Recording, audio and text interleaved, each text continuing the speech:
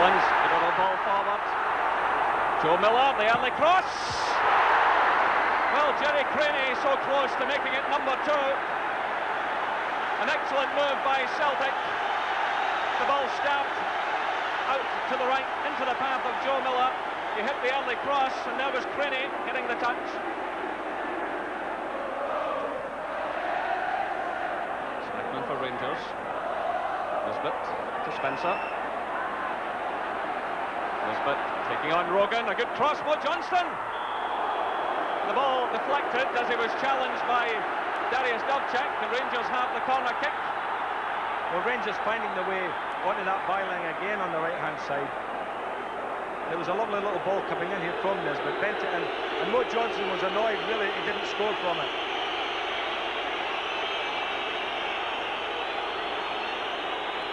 So Johnston with the corner.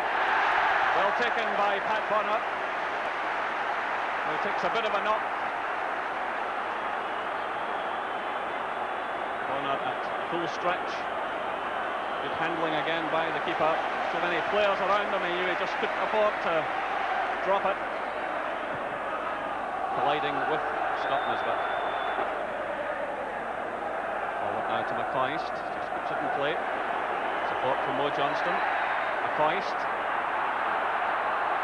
Nisbet coming forward on the right, supported by Gary Stevens. There's Nisbet now, making a bit of space for himself, getting in the cross, the header. Ali McCoist into the side netting.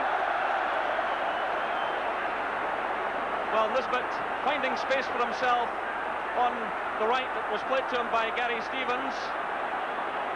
The cross away to the far post with McCoist racing in. And a high boot there from Elliott. So half an hour played, Celtic leading by 1-0.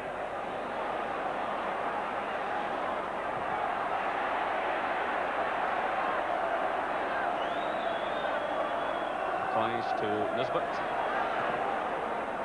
Playing it into space for Spencer. Headed behind by Elliott for the corner to Rangers. Rangers will be looking to play more balls like that into space for John Spencer because of his tremendous pace. Corner coming over, the header! Richard Goff's header cleared off the line by Paul McStay. There was a combination of McStay and Bonner there, we can probably see it here. And I think probably Bonner just got in front of McStay there to knock it away. Now Bonner taking another knock, but again Richard Goff showing how dangerous he can be from set pieces.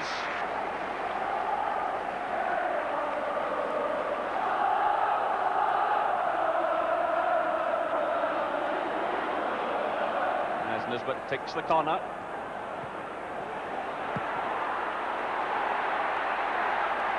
Swept away by Anton Rogan.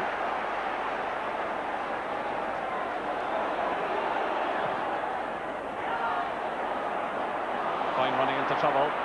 Ferguson to Nisbet. Challenged by Rogan, the free kick to Rangers. Well, Scott Nisbet certainly causing problems for Celtic on the right side of the field. He's been pushing further and further forward throughout this first half.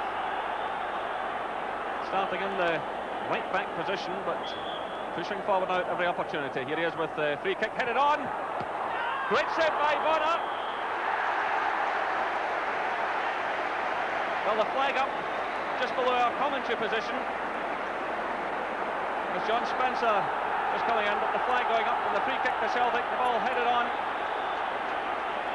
Bonner just stopping it, but the flag had been up, spotted by the referee.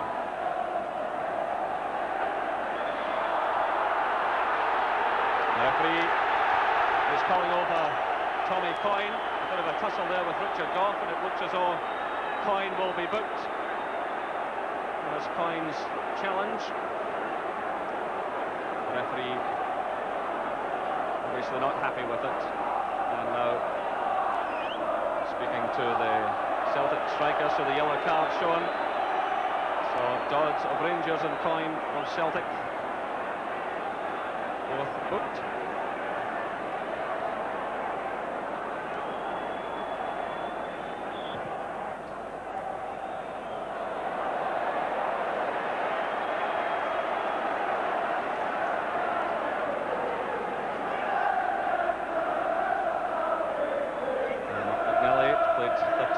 this season.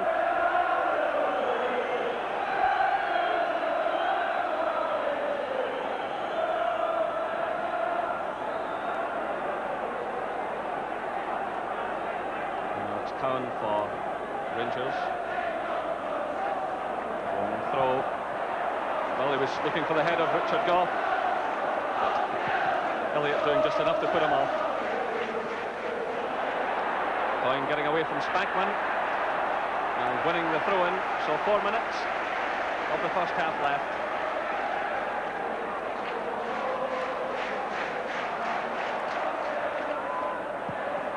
Away by Dodds.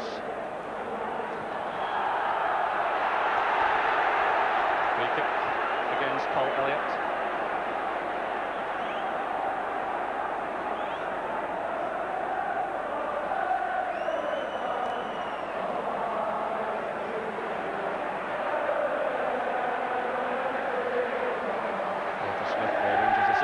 Just getting out of the dugout. He's had some instructions to his players.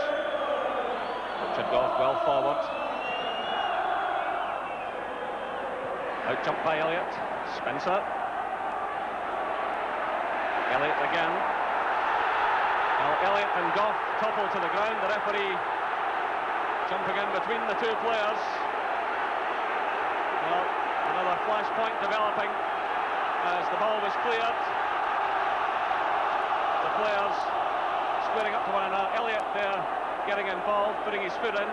Gough showing a bit of retaliation, and the referee calling the players over. Now he's told Elliott to move to the side, and he's going to speak to Richard Gough. He's already had occasion to speak to the Rangers captain.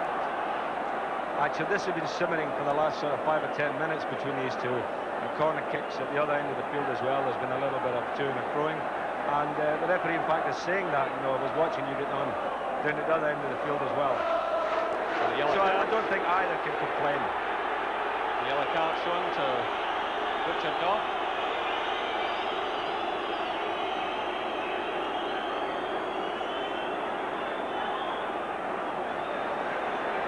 So 2 minutes of the first half left. Well, despite all the warnings after last week, 4 players cautioned in this first half.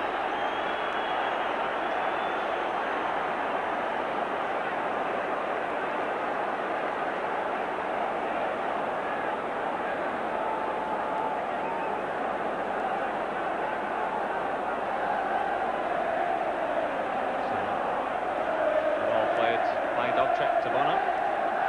Graham Souness looking rather stern.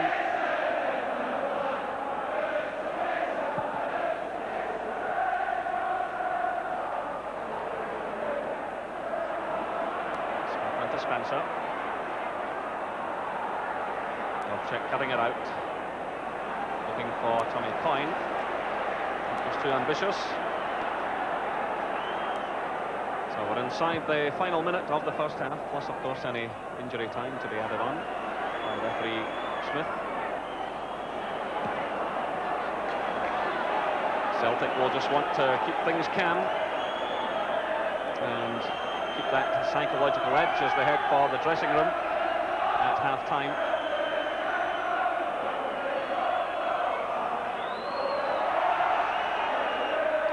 A throw directed at Ali McCoist.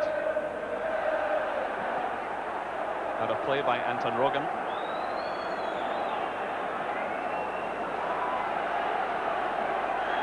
So just seconds remaining. It's always a good time to score in an Old Firm match, but just before half-time, well, could be vital. Goff's up there again, but a foul by the Rangers player on Paul Elliott.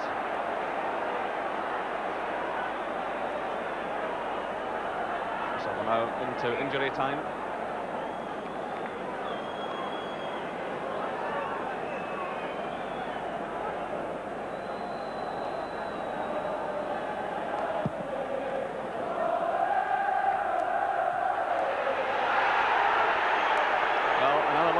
Flashpoint there between Tommy Coyne and Richard Gough. Both players booked. be careful. That's Mo Johnson for Rangers. Cowan.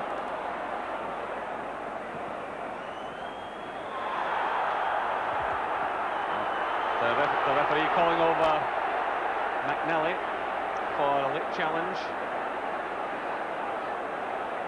And the referee beginning to lose his patience. The challenge there on John Spencer. So Mark McNally becomes the third Celtic player cautioned. They'll play just over a minute of injury time. Rangers have the free kick. Took off well forward again as Nigel Speckman. It's a high one into the penalty area. Well taken though by Pat Connor. And there goes the half-time whistle. Great cheers from the Celtic fans. Anton Rogan very much the hero of the hour, scoring after just 7 minutes.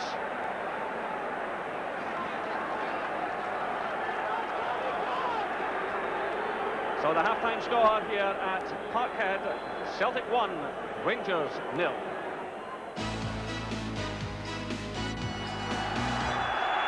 So there's a striking partnership so many Rangers fans have wanted to see all season. McCoist and Johnston. They get the second half underway. Johnson with 19 goals to his credit, McCoist with 18. Well, of course, it's an important afternoon for Rangers in terms of the championship. Also a very important afternoon for Celtic because of that result at Tannadice yesterday. Celtic can close the gap on Dundee United to 3 points this afternoon as they chase them for a UEFA Cup place. And of course, third place guarantees one of those UEFA Cup spots.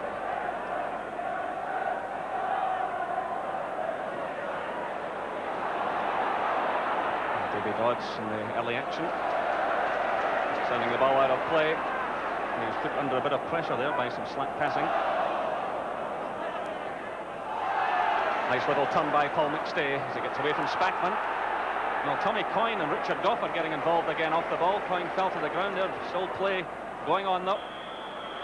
And you really do get the feeling that unless some of these players tidy up the ranks, we could have an ordering off. There's certainly been clashes throughout the game between Coyne and Goff at one end, and then Goff and Elliott at the other. Craig Brown, the Scotland assistant coach, is here this afternoon. Andy Roxburgh with his players. And there's Craig sitting in the stand. Peter Donald, the league secretary, to his right.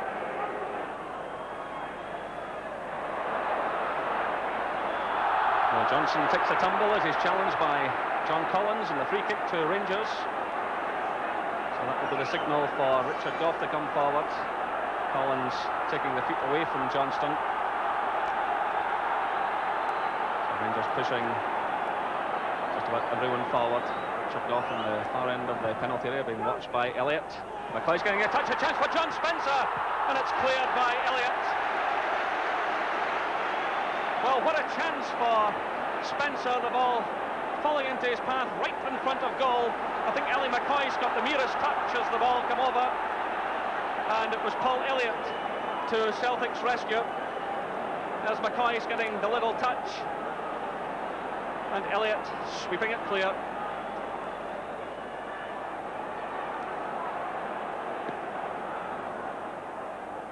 And with the long throw looking for the head of Richard Goff. Away by Collins. Gary Stevens coming in, dispossessed by Paul McStay. Anton Rogan, a long ball forward, looking for Tommy Coyne. It's 1 against 1. Coyne getting away from Davy Dodds. Tommy Coyne, he must score. Oh, he's forced wide.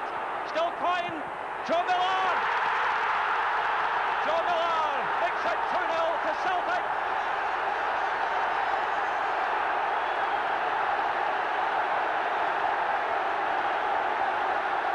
So 53 minutes gone, Parkhead erupts. Tommy Coyne in a 1 against 1 situation for Davy Dodds. He got past him, he got away from the goalkeeper. It looked as though the chance was lost. Coyne, remaining calm, puts the ball into the path of little Joe Miller, and it's 2-0 to Celtic. Well, Coyne did ever so well there, holding a defender off, going round the goalkeeper, showed terrific awareness there by stopping the ball, keeping it in play, and there was a lovely little cutback for Joe Miller to knock in. Rangers caught with a sucker punch, really. You know, should have had it tied up at 1-1 at the other end. Spencer missed a great chance, and then Celtic with that one long ball caught Rangers all up the field, and that's it, 2-0 up.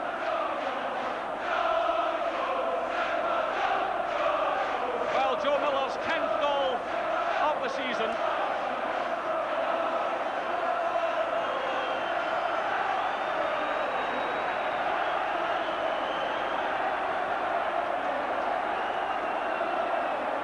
Well, this championship has been blown wide open.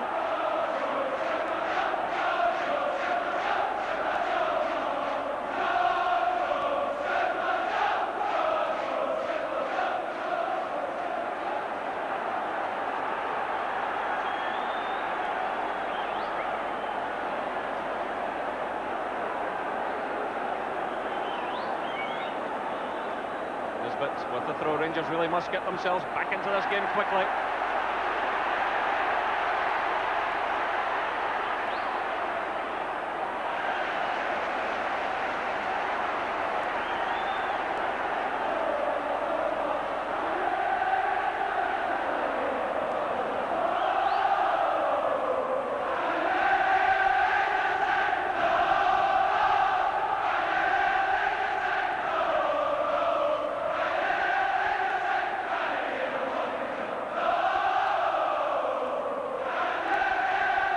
Celtic fans in full cry now, and what a difference a week can make. A week ago today, the Celtic players were battling to keep the season alive in terms of the Scottish Cup.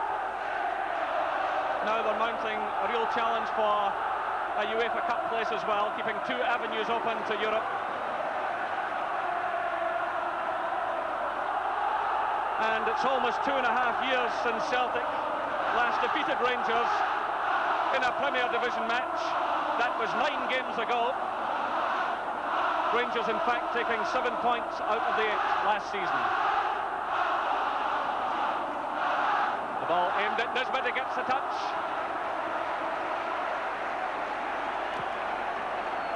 Bonner wasting no time, that's a good kick out to Tommy Coyne. Quickly challenged, though, by Gary Stevens.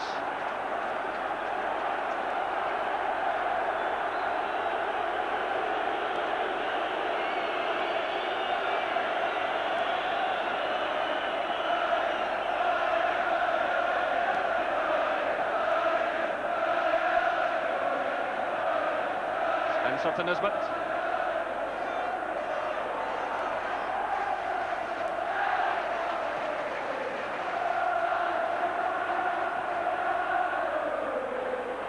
Johnston losing out, McStay coming forward. Tongue giving the ball away, getting it back and taken out of the game by Nisbet. And Nisbet now in trouble with the referee lunging in. That's a bad tackle on McStay.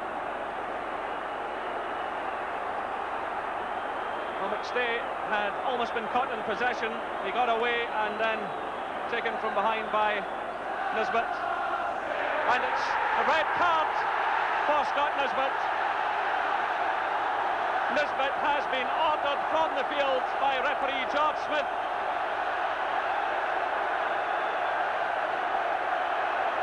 "57 minutes. A wild challenge on the Celtic captain.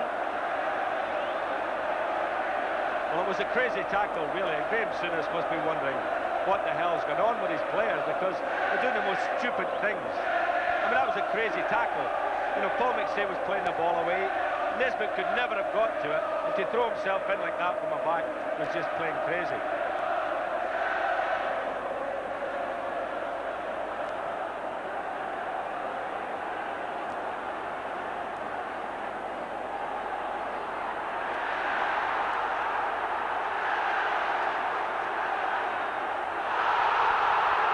Challenge now by Ian Ferguson on John Collins.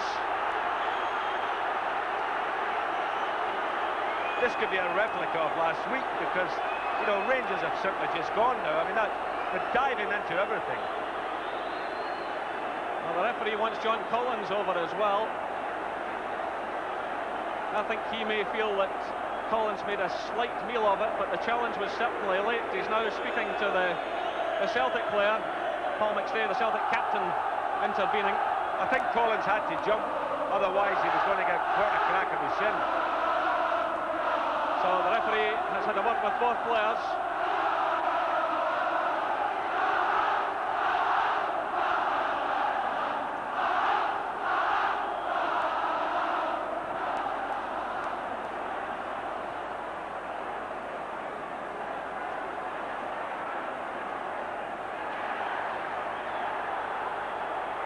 Free kick against Richard Gough for his challenge on Anton Rogan. Well, this is a difficult period for Rangers. They're really going to have to calm things down as much as possible, but again they've shot themselves in the foot, reduced to 10 men, and it's Joe Miller taking on the fullback and winning the corner.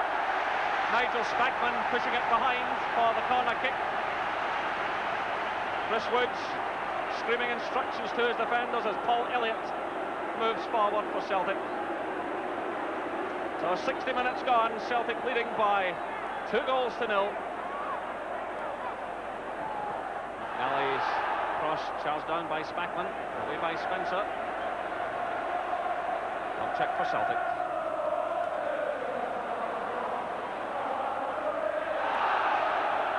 Ball out of play. It's Rangers' ball, but there was a push there.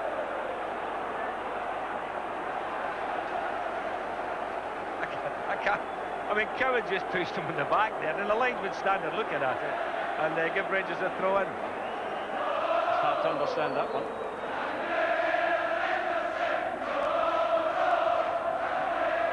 Rangers ball again.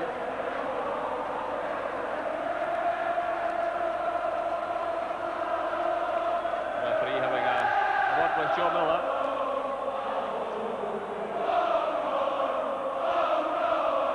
So we've had 5 bookings and an ordering off in this match.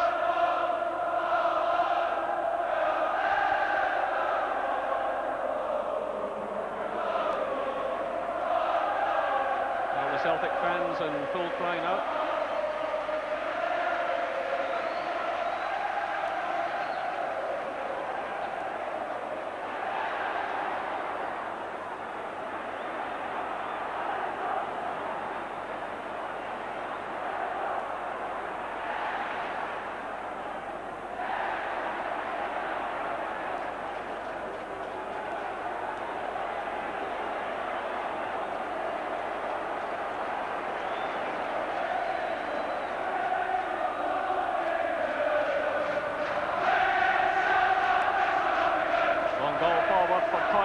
To chase, Dodds under pressure again. Ball going behind for the corner kick. Well, Davy Dodds finding it very difficult to cope with the running of Coyne and Craney when these long balls come forward.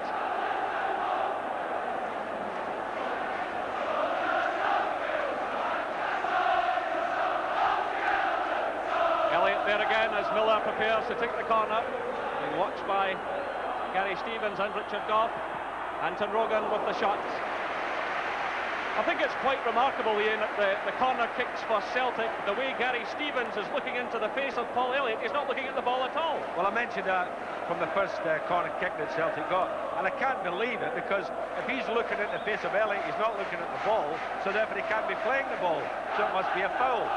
And the referee has watched that going on right through the game and has done nothing about it.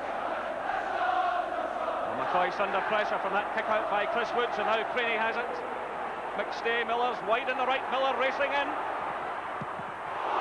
Cut out by Richard Gough and behind for the corner kick. Well, Chris Woods putting his team in trouble again with a very poor kick out. That was a lovely ball from McStay to Miller. Miller hitting the early cross.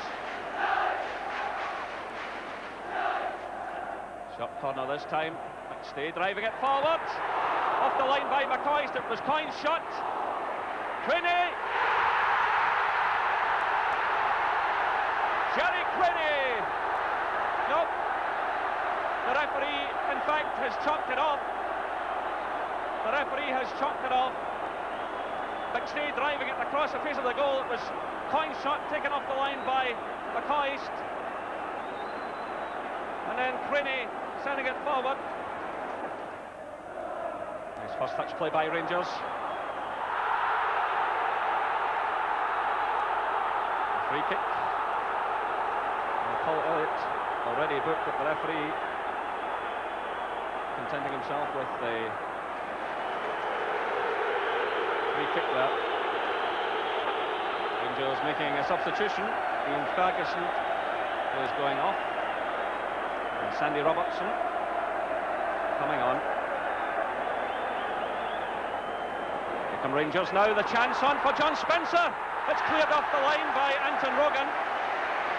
Right into the hands of Pat Bonner.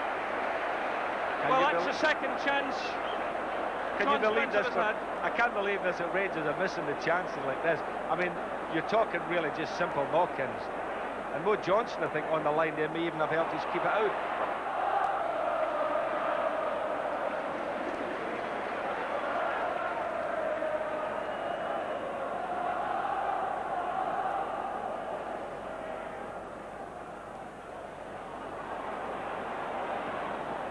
John Spencer battling hard.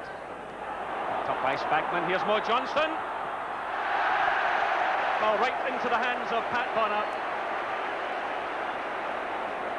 Mo Johnston scoring here at Celtic Park earlier in the season. And really a great chance for him there, but hitting the ball straight at his former teammate. Well, little Mo's really not had an awful lot to do in this game today. He's been well shackled by the Celtic defence, and really I think that's about the first shot at goal he's had.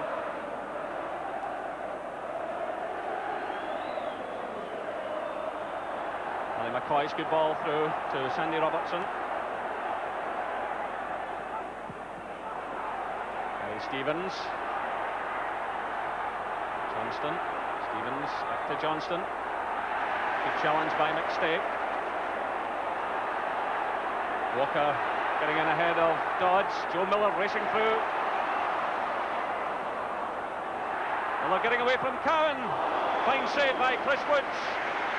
Oh, that was a classic counter-attack by Celtic, coming from deep inside their own half. Good ball played to Miller, showing great speed there to get away from the defender.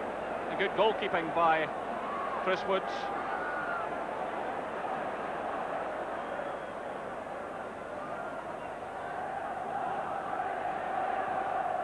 Stay the header!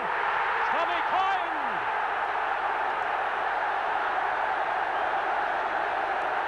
85 minutes. Tommy Coyne does it again. Joe Miller on the right. The ball played right across goal. A brilliant downward header. Tommy Coyne's 14th goal in 22 games.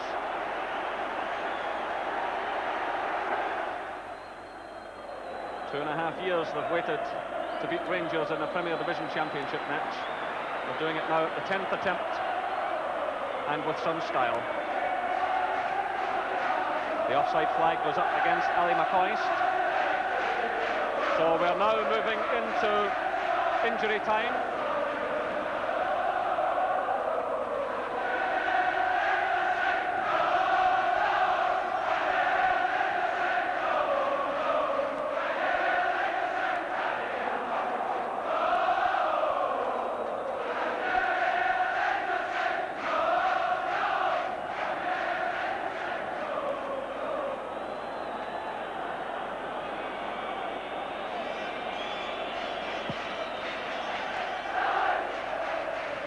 Cowan getting the touch for Rangers.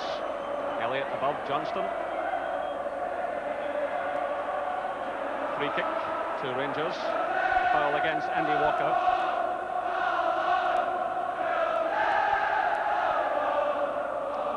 Well, the Celtic flags and banners stretched all around Parkhead.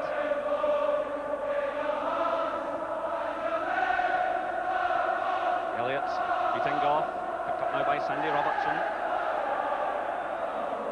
Stevens having to backtrack a bit.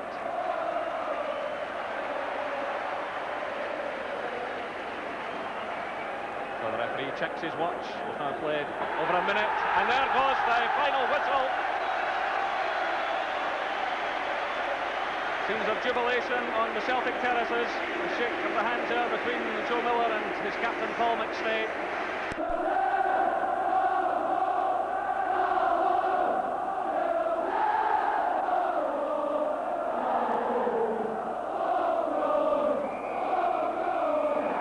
At last it's over.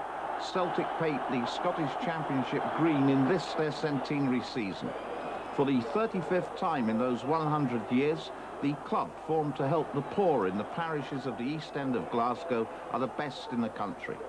Officially 60,800 watched them past the winning post yesterday. They came for the football, for the singing and the dancing, and for a great day out. They were not disappointed. It was all so different less than 12 months ago. And it's in, it's a goal from Gilmour. Jimmy Gilmour has scored for Falkirk. Those scarves raised in triumph yesterday were thrown in disgust as Celtic under Davy Hay ended a miserable season. To make matters worse, Rangers were at the same time not just winning the championship, but also threatening to found a dynasty based on a chequebook. If yesterday Celtic were 100 years young, then they were a decrepit 99 years old. There was no hint that Graham Souness and company were about to be tackled and beaten. Football obeys no laws of logic. Fate is sometimes more important. While Celtic was struggling, so too one of the club's most famous sons was getting what is called in Glasgow the Dan Mac. Billy McNeill had fled to England after falling out with Celtic over money in 1983. There, he had managed Manchester City. He'd gone on to Aston Villa, and now faced for the first time the dreaded P45, the Bullet. McNeill was on his bike. He was jobless for the first time in 30 years. McNeill at least found some companionship just 2 days later amongst the Lisbon Lions. The side he had captained to become the first British club to win the European Cup 20 years before. They were back for a big reunion. He put a brave face on it, difficult for a proud man, but inside he ached. The first time I'd been out of work in something like 30 years. I'd left school and obviously had a job, and 30 years on you're out of work and you begin to wonder, the only thing that you think you know is football. Everything else would have been an experiment. So, no, it wasn't a good month. I didn't particularly enjoy it. He'd hardly been put on the scrap heap before he was rescued. Next day, he met Celtic chairman Jack McGinn in a car park at Dumbarton. Want the job, said McGinn. A second later, McNeill said, yes. Well, the honest thinking was that we felt over a little period of time that there was a bit of staleness, and we weren't really in the ascendancy, if you like, you know, and we slowly but surely felt that some change was needed, and the rest is history now. And I really was at a total crossroads because I didn't know which way to turn. I had been given the opportunity to go to Airdrie. I'd also been given the opportunity to go to the Arab countries, and I really didn't know which way to turn. And I couldn't make up my mind entirely. There was another option that perhaps I'm going to forget about the football aspect at all and maybe go into some kind of business. So from that point of view, the whole thing just turned upside down, and I came out smelling rosy, really. Well, I mean, Neil is and always has been an out-and-out Celt. I mean, he played all his football career here. He was a captain of the team. He was captain of one of the most successful teams in the history of the club. The fact that there was a separation, if you like, 4 years earlier didn't alter the fact that that bloke's heart lay at Celtic Park. And Billy had been here for 5 years as the manager of the club, so we knew he was a motivator, we knew that he was a winner, we knew that he could put Celtic back really on top again. This was not just another player and former manager coming back to rebuild Celtic. No one in the history of Scottish football has won more than McNeill. As a player, on top of that European Cup, he captained Celtic to 9 successive league titles, 7 Scottish Cup triumphs, 6 League Cup wins. He played 486 league games for Celtic and 29 times for Scotland. In his first spell as manager, he won the Premier League 3 times. Actually, he's called Cesar because of Cesar Romero, the actor, not Caesar the Emperor. And at last, he'd come home. So, this club has meant so much to me, not just through football in life, but through my whole life, that I never had to hesitate for a minute about coming back here. I've always dreamed about coming back, to be quite frank with you. For a long time I thought it was going to be a nightmare, that wasn't going to turn out right, but for me the clouds had a silver lining. The trouble was that the Celtic cupboard looked very bare. Murdo MacLeod, Alan McAnally, even Mo Johnson, the ultimate Celt, and Brian McClare had all felt that the grass could be even greener than at Parkhead, and they're gone.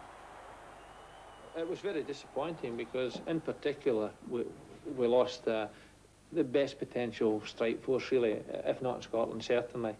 If not in Britain, rather, certainly in Scotland, and that was going to be very, very difficult to alter.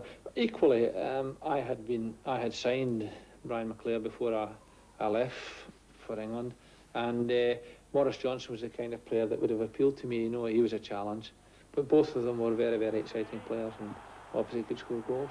Excellent play from the Scotland midfield player. A chance for Johnston, and Celtic are ahead.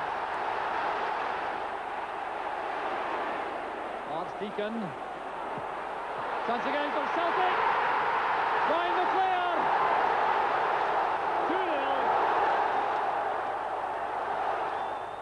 At Rangers, they would spend millions of pounds in the biggest investment ever made by a Scottish club. McNeil had to be worried about that club on the other side of the city. I think all of us would like to be, and all of us in management would like to be in that position where we can go and buy the players that we really want. So if your oldest rival is doing that type of things, then you've got to be aware of it, and certainly it worries you. But I have always felt that you've got to concentrate on doing your own thing and getting your own game in order, getting your team organised properly, and building up the aspects of team play that you think are important. You can't sort of spend the whole time looking over your shoulder and worrying what other people are doing. But nevertheless, you've got to be concerned and got to be aware of what they were doing. From a point of view of buying players, it was necessary for us to replace players who had left the place. And, you know, I think if you look at the thing, you'll probably find that something like 4 players departed the scene and we brought 5 in. So it was not a case of us going out in a sort of spending spree to follow anybody. We did it our way. First to arrive, Andy Walker from Motherwell for £350,000. Andy settled in probably even better than I could have anticipated. In actual fact, all of the players have settled in very well. But Andy in particular settled in much better than I could ever have anticipated, because he hadn't had all that much experience, hadn't had a tremendous amount of experience at Motherwell. And to come here and to settle in the manner which he has done has been great.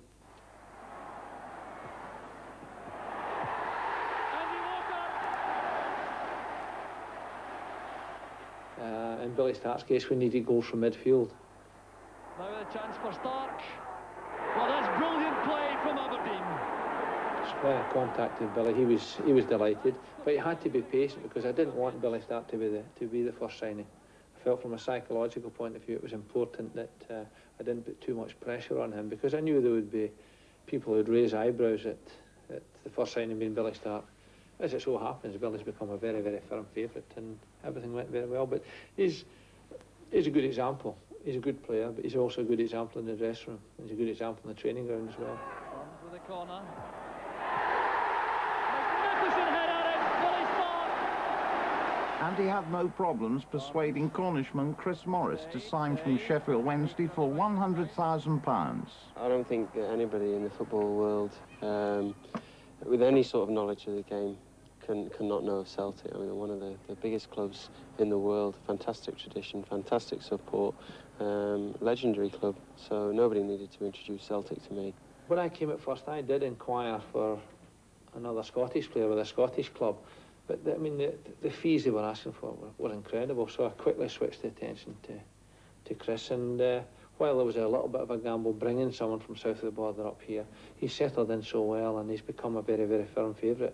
Obviously, he's very much happier going forward as a true defender. But you know, again, he follows a tradition in this club with Tommy Gemmell and Danny McGrain. That's accepted, and indeed it's demanded it sometimes.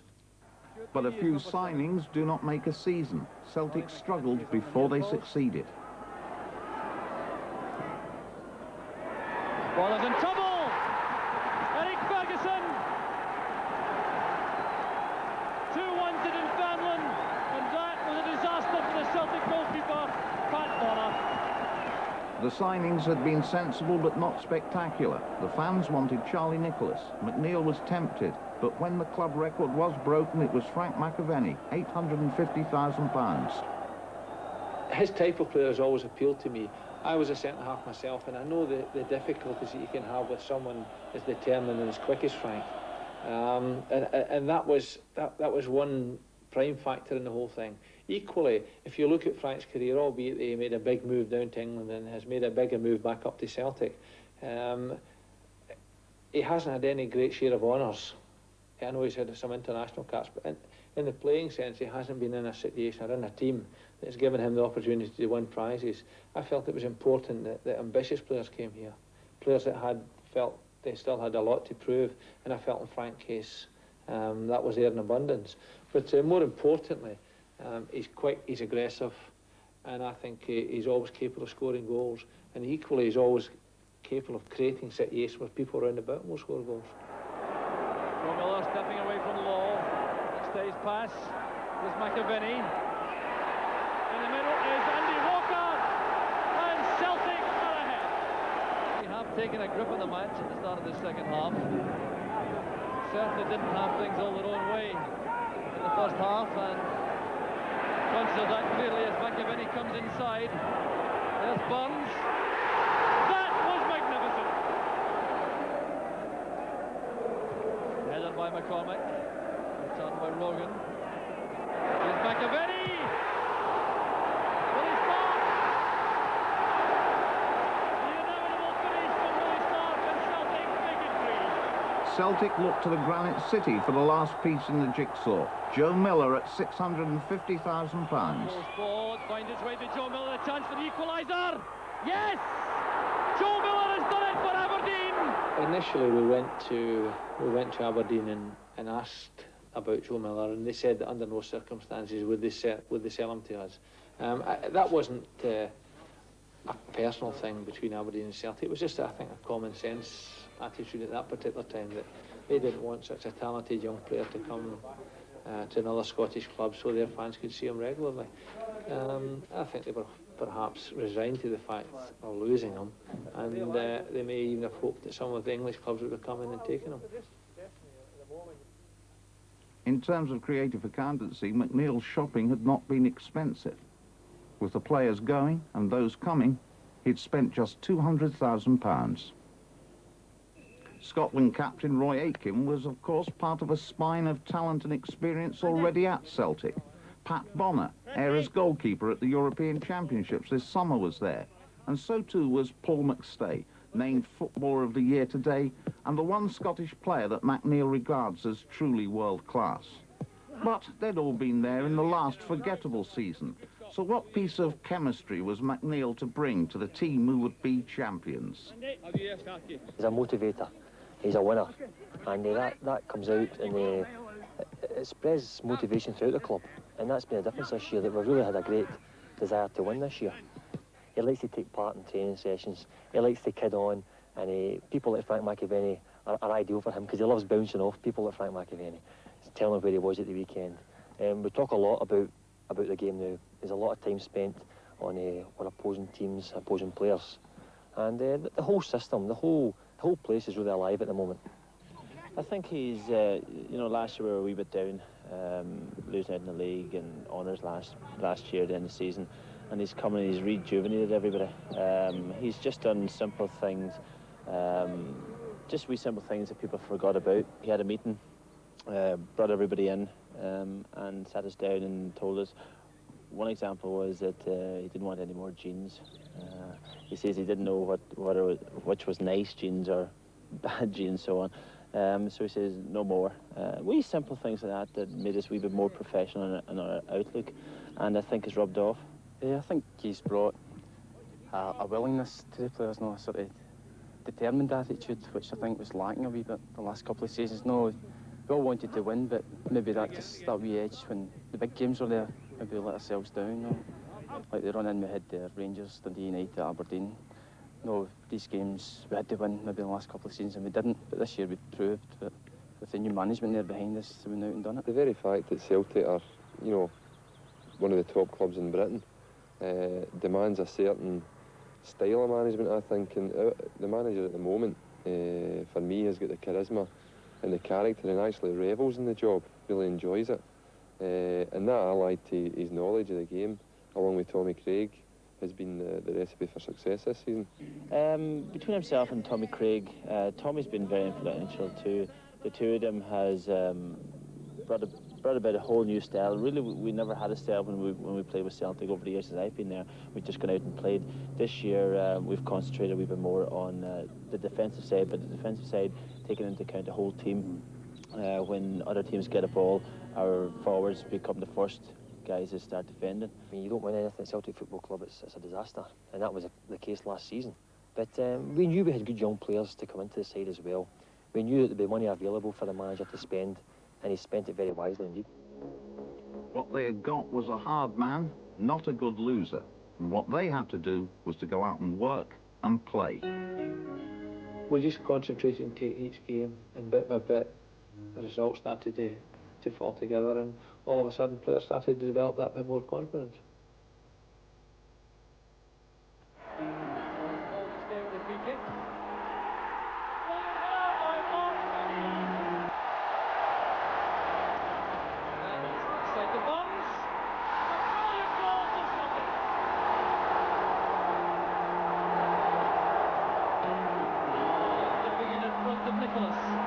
Using his face now to get away from the Aberdeen player. Still Walker coming all the way. There's Billy Storm.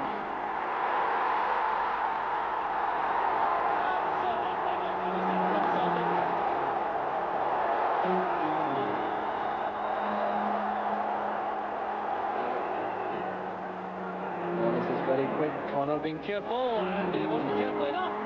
It's McAvenny. Frank McAvenny picks up that gift goal for Celtic.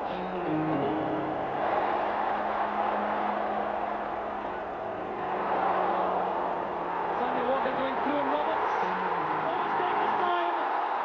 Celtic are in front. The start. Here's Walker. That's for Peter Grant. That's the second.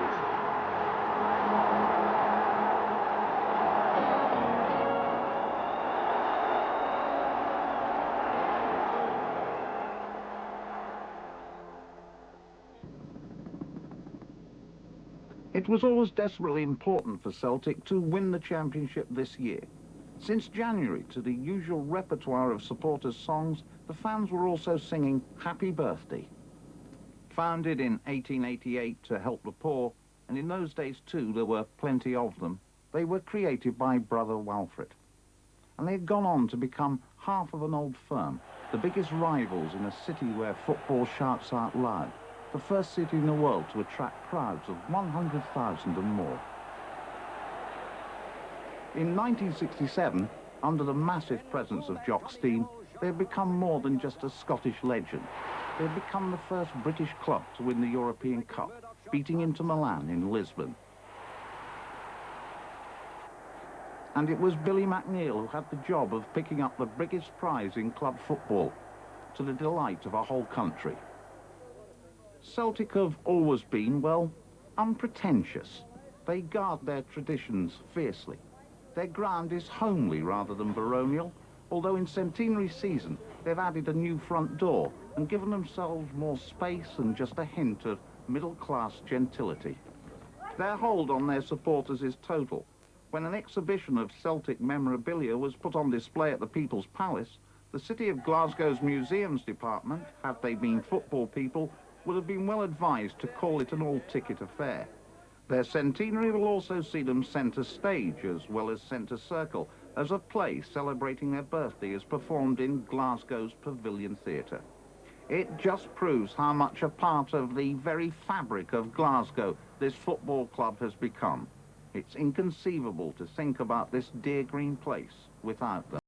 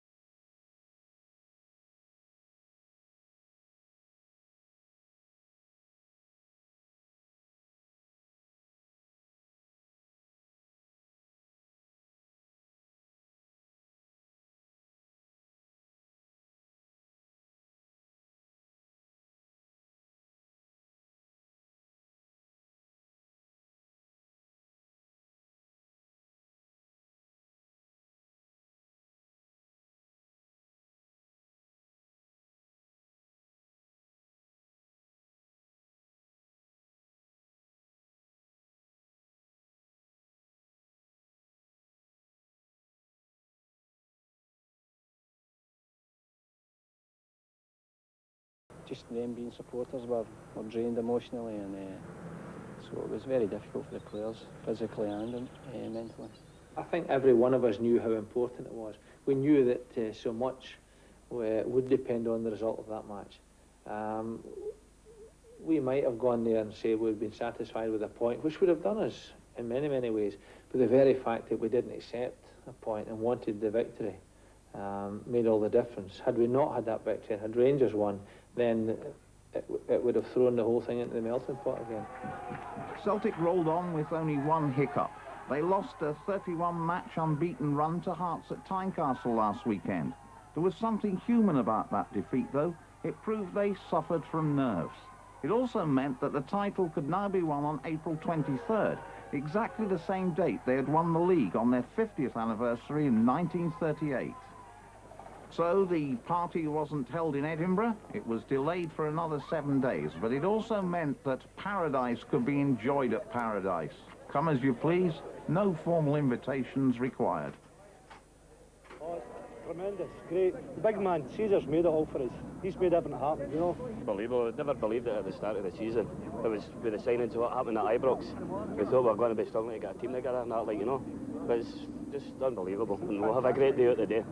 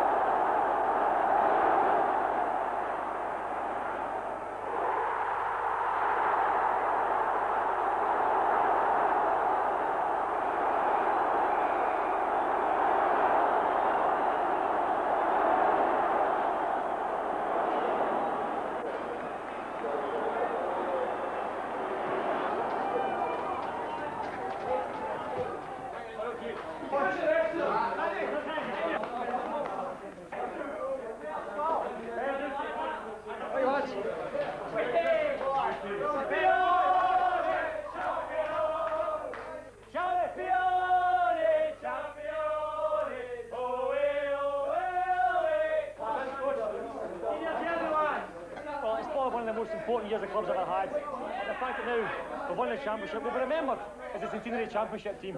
And now it's from here to the Scottish Cup final, and hopefully make it a double celebration.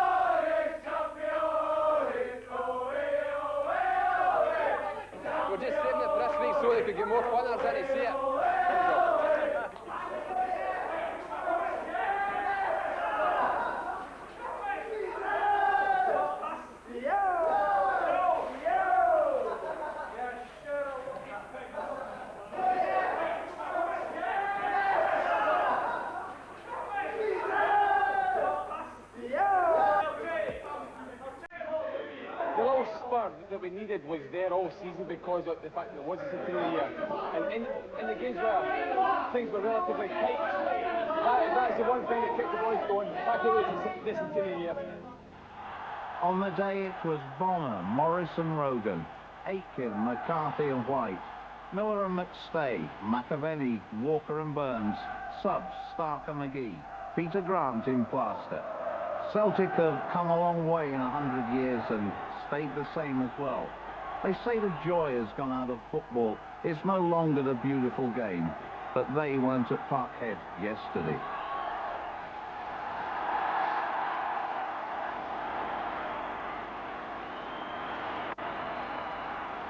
There is but one certainty about the next century. We will see their lights again.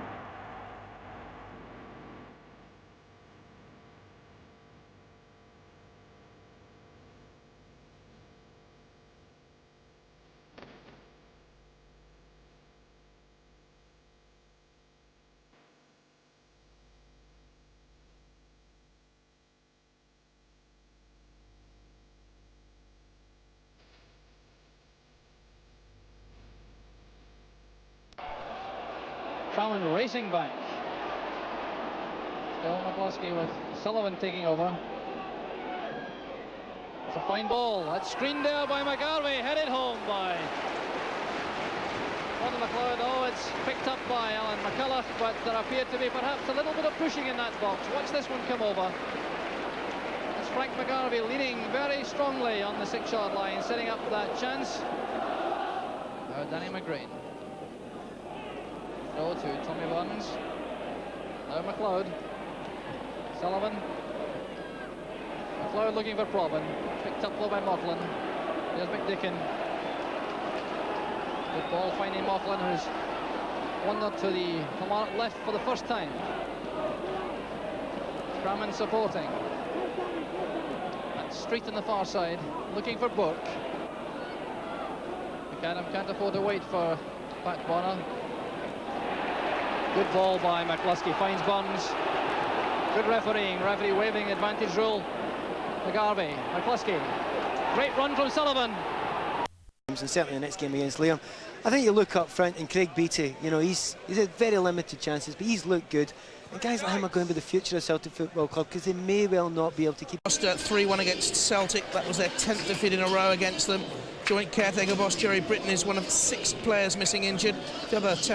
A draw will see the club become the first from Scotland through to the knockout phase. He's resting key players, Larson and Sutton, Hartson and Petrov. They're not risked. Craig Beattie, Maloney probably the key man for them up front. So there's the co-manager of Partick Thistle, Jerry Britton, who's out with a calf strain right now. Firhill does hold 13,000. We've got around about 8,000 or 9,000 here on a dry and nippy night for a repeat of last season's quarter-final, which Celtic won on penalties. It's 43 years since they lost a tie in this competition to Partick outside of that 1971 final. The referee is Mike McCurry. Wilson Irvine and Brian McGarry are his assistants, and Celtic will kick us off in this first half then, kicking from right to left, kicking towards the open end and away from the bulk of their supporters who are arrayed to our right-hand side. Celtic, top of the SPL and in magnificent form right now, of course. 10 wins in a row against Partick Thistle. And they get us off and underway. And the ball immediately out wide to Stephen Craney, looking for Momo Sila, playing in that up-front role for the first time, we gather, for Celtic tonight. And an offside flag is raised. And it's going to be a free kick just a couple of yards outside that Partick Thistle penalty area. I wonder if he would. I wonder if the co-manager, Jerry Britton, would pull his teammate and great pal Derek White off. We're seeing there David Lilly back in the side, back from a ban, played in last season's quarter-final. The experience of Mjällby at the back for Celtic, alongside so many youngsters. And Arthur's clearance. So I had a good game at the weekend, despite the scoreline.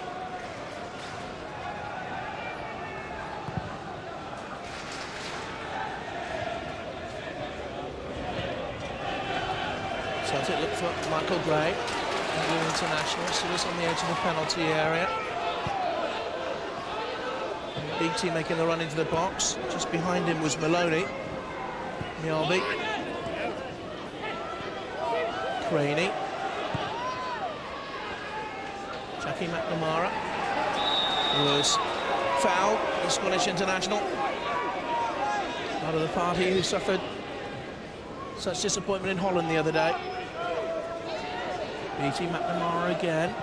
Maloney's in the middle, Silo's there as well. And that's going to be a corner kick, given away by Johnny Vanny, who was at Chelsea for a little period before coming to Partick in July. One of 11 close season summer signings.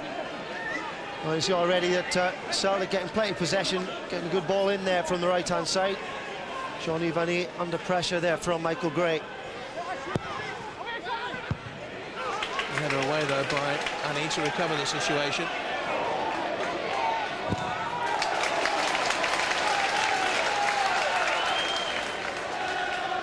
Mitchell and Grady up front for Partick. Could cause Celtic some problems. Grady scored with a good header at the weekend from a fine cross from Derek Fleming. Gray.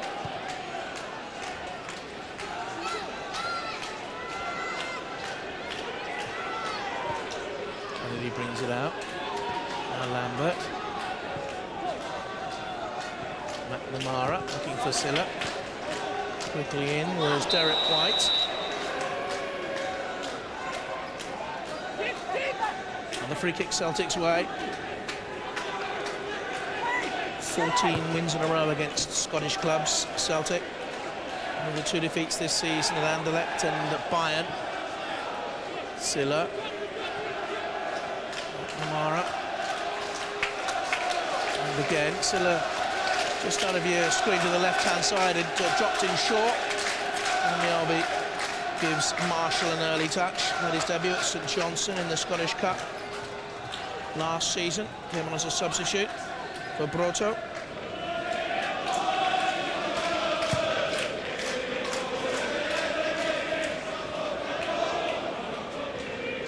And he's giving himself troubles there. Still also from the Ivory Coast dispossessed him. It's a free kick. Got himself in a right pickle there, Trevor. He's had a difficult start, and he just wrong place to try and dribble out of your defence there. Still got the better of him, he's hauled back. Because this gives Celtic an interesting position for the free kick. Interesting to see who's lining up to take this one. See Henrik Larsson not on the field tonight. Sean Maloney is the man with his hands on his hips there. Will it be Maloney? Will it be Lambert or Craney as well, who's to the right-hand side, the left back, the 21-year-old Glaswegian? It is Maloney. Had whip and curl. He had too much height and away and over the bar as he looked for his 6th goal this season. He scored 5 goals in this competition and just 4 ties. He's had calf problems this season, Sean Maloney. Several of these players, actually, Trevor, are coming back from injury. I think it's actually a great exercise for these players. If you look back to the results of Manchester United and Liverpool last night, being toppled, and Partick Thistle perhaps fancy the chances with Celtic apparently having an under-strength team. only time will tell. Paul McBride from the Celtic player gives it to Andy Ross in midfield, forward by Fleming. Easily cut out though at the back for Celtic. And a long high ball pumped forward by Jamie Smith. An offside flag raised. If you're wondering why the players are wearing armbands, it's for Jim Kennedy, who died earlier this week. He played 241 games for Celtic in the 1960s. And some respect for him.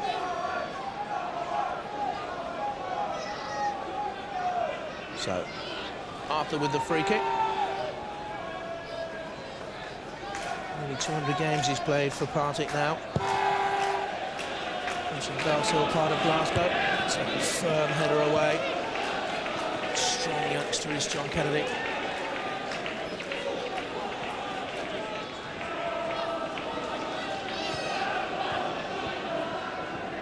Maloney deep again.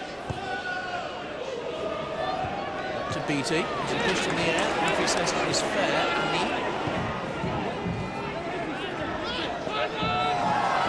Mitchell was dispossessed unfairly. To say that looked fair and square from Stephen Craney. He's got his toe into the ball here. And the Partick player under pressure. Disappointed Stephen now. He's given it away. He's not had a very happy opening time, has he, out there, opening 6.5 minutes. It's Craig Beattie again. High expectations of him, the 19-year-old. He was attached to Rangers, I think, early on in life as a schoolboy. Here he is.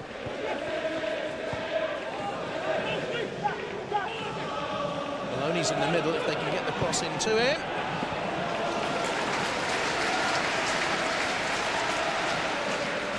Where's his best position, do you think, Trevor? Sean Maloney, up front or just off as he's playing tonight? The problem with Sean Maloney sometimes when he's playing behind the front two is he gets too deep and loses touch with the front two players. But obviously not there, getting himself into the 6-yard box, and Jack McNamara providing the cross on that occasion. Playing in well twice for Celtic. It's Michael Gray, the man who's on loan from Sunderland, over 400 games for the Black Cats, came up the weekend. And Craney on the left side midfield, the Scottish international. Maloney taken down. The challenge was by Andy Ross. Another with Chelsea connections, came here in the summer. Scottish born though. Now Beattie's in the middle for Celtic, Silla's in there as well. Kennedy's on the edge of the penalty area. Mjällby's in the box too. Curled in and away and over. Maloney's free kick as he takes over, it seems to me, Trevor, all the set-piece routines here from Henrik Larsson. Well, so it shows the confidence of the young man, doesn't it? And not a particular popular choice from his teammates, the way that he put that ball in. Perhaps just trying to keep or get Kenny Arthur off his line. But I wouldn't put it past him. Sean Maloney, he's one of these players with such confidence, he's prepared to try anything. Celtic 12 times winners of this competition. Partick's finest hour in 71-72. They've been runners-up on 3 occasions. It's a good turn away. Maloney looks for Beattie, and his first touch let him down. He's just drawn her, maybe a yard and a half, 2 yards off his marker. The ball was played into the channel, but his touch was poor. He's disappointed with himself. He comes away from the defender really well. At that touch, and perhaps got a little bobble there as well from the pass from Maloney. But Craig Beattie just shows the kind of awareness that he has for positions. So he just got that little bobble. Disappointed young man there. Would be a tremendous result for Scottish football should Celtic get at least a draw in Lyon next week, where there have been floods. The game we hear today is in no danger whatsoever. Going to the back for Partick though, and a real mix-up. Goalkeeper in centre half, unhappy with one another, and Lee lofted it away. David Lilly really looking for his goalkeeper to come out and make decision for him. Great. Lambert. Mjällby. This is John Kennedy. 20 in the summer. And against Partick at the weekend. His header on, Beattie back.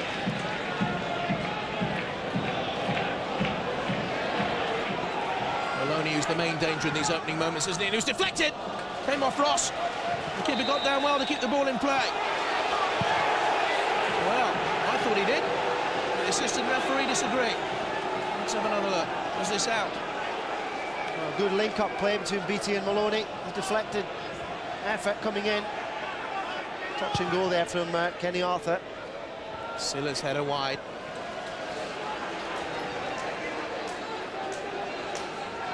But really the main danger in these opening 10 minutes or so, Sean Maloney, Partick are finding difficulty picking him up. Well, what you normally get from the Celtic side, you know, is the aerial presence, you know, with Bobo Baldi, Hartson, Sutton, and Larson indeed as well. It's not there tonight.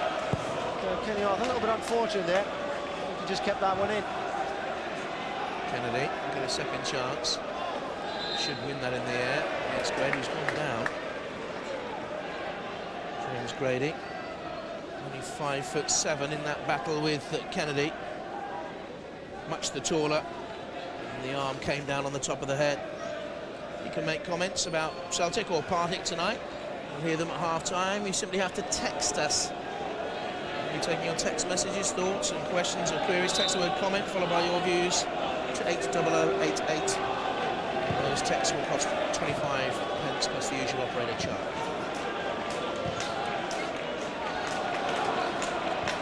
He'll be tracking across there. It's good work by Fleming. It's away by Craney. Pushed back into the box by Lilly. It's a good and powerful header back forward. Gray keeps it in. Now this is Ross. Through Lambert. Through Silla. This is McNamara. And still. Well, that's tenacious work by Partick. And Craney is surely fouled. And Mitchell has gone down. Well, he was shepherding the ball out of play, which I actually hate, Trevor, and I thought he fouled his man there. Yeah, it's annoying, isn't it, when you see defenders ushering the ball out and Craney coming across there. Definitely puts his arm there on the back of Jamie Mitchell, but referee and assistant referee decided between them there's nothing there. Mitchell and Grady up front, not the tallest, are they? That's the one problem that Partick have. Any advance they're going to have to make is going to be accurate passing, and two front men are going to have to hold it up. Find it difficult so far.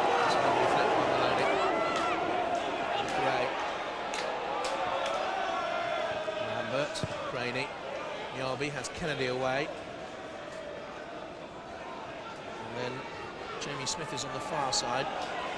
Lambert finds space. Maloney's made a lovely run forward. There he is. He's coming into picture now. Gray to Lambert. Referee's allowed the advantage here because he had a little swipe at Gray with the boot.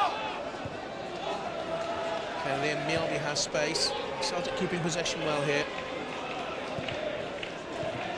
Ball by Craney. Strong into challenge with that knee. It's maybe felt that up here. Fleming. And again. To send Kenny Milner away down the left-hand side. All for a wing back. There's Grady. Fleming. Fleming. Broken down though. Silla, good ball, McNamara. Oh, that's lovely stuff. Maloney out wide to Beattie. Silla arriving in the box. One more pass should do it. That's a great piece of covering work by David Lilly. Just back from his bag. Slipping in with a fine challenge. Excellent work there from David Lilly. And super break from Celtic as well. Silla breaking into the box. David Lilly just timed it perfectly. Back to the centre of his defence. Beattie, big, powerful, square-shouldered youngster. Lambert, Kennedy, and Celtic have the confidence of a side at the top of the SPL. Partick full of hustle and bustle. devoid of confidence, and started to look for Maloney. Now, who did that come off last? Came off Maloney last. Dropping over his shoulder, he had to try a little cutesy flick, and he did. Yeah, I think he certainly meant that. Just got on the shoulder of the Partick defence again, and, well, cheeky chappy. Almost came off for him. Does well again, getting on the shoulders of people. Wasn't quite aware of where he was, but it was worth a try. I wonder if he'll ever have a run in the side, though. I mean, of his 69, 70 appearances now, 46 have been from the bench. But he's still young. Seems to have been around forever. He's only 20, Sean Maloney. When you think about the youngsters in this side, Beattie 19, Craney 21, Kennedy 20. Smith's a veteran at 23. The ball bypasses him. Cover is from Kennedy, and that's a strong challenge. And remains down. Speculation mounting as to the next Partick manager. Game's pitched around. Tony Mowbray, the Celtic defender. John Hollins, the former Chelsea boss. Tommy McLean and John Connolly. Lou Macari. The importer for Billy Davis. Henrik Larsson. No, not him. But the Dane who was in charge of the Pharaohs.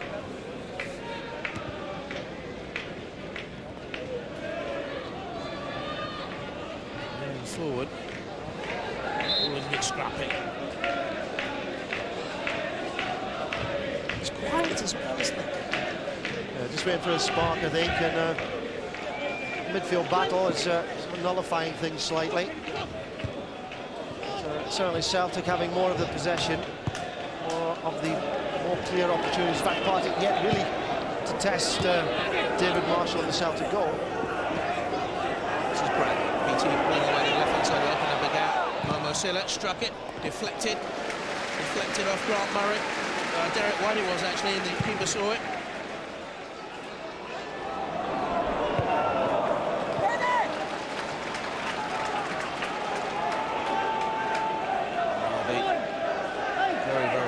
The back, he's now 32 years of age.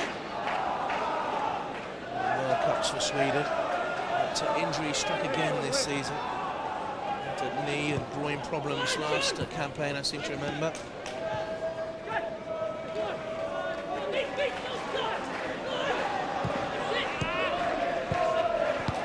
It's good football. Went to Annie. Maybe get a touch in the middle. Mitchell was in there. And then Big Mill arriving late. Kenny Mill, the left wing back, got a couple of goals this season, scored at Peterhead in the last round, got it. Well, the first real opportunity that's been created. Kenny Mill getting into the box, playing left wing back, coming in, it's on his wrong foot. Difficult opportunity there, but at least Partick making some improvement, some advances down the right-hand side. First time in the game, in fact.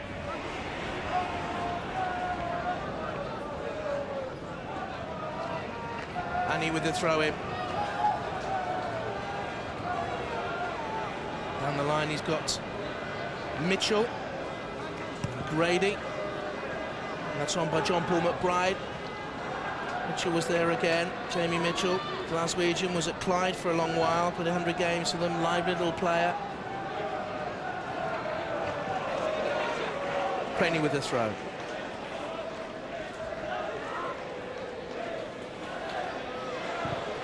Derek White, so important for him tonight. He wants a stab at management, you heard him say earlier on in the programme. Will he get it at Partick Thistle?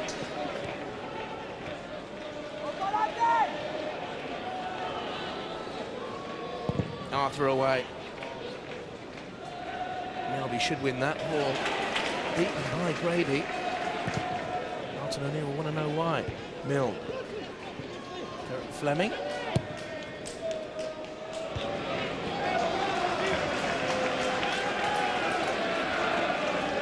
It's like you see the Partick players just taking a touch, just getting the ball down, but that's where they're going to be able to get some progress into the Celtic half. If they keep battering it forward, putting the ball in the air, more often than not, Mialby and Kennedy are going to just lap that up. Mitchell's touch on. Grady opens things up. Haney. Oh, he went for it. And it took a deflection. Interesting to see how far wide that was. Well, it's worth the go, I have to say, even if it is just to test David Marshall out. He did get the deflection. Pressure from Partick now. First corner kick of the game.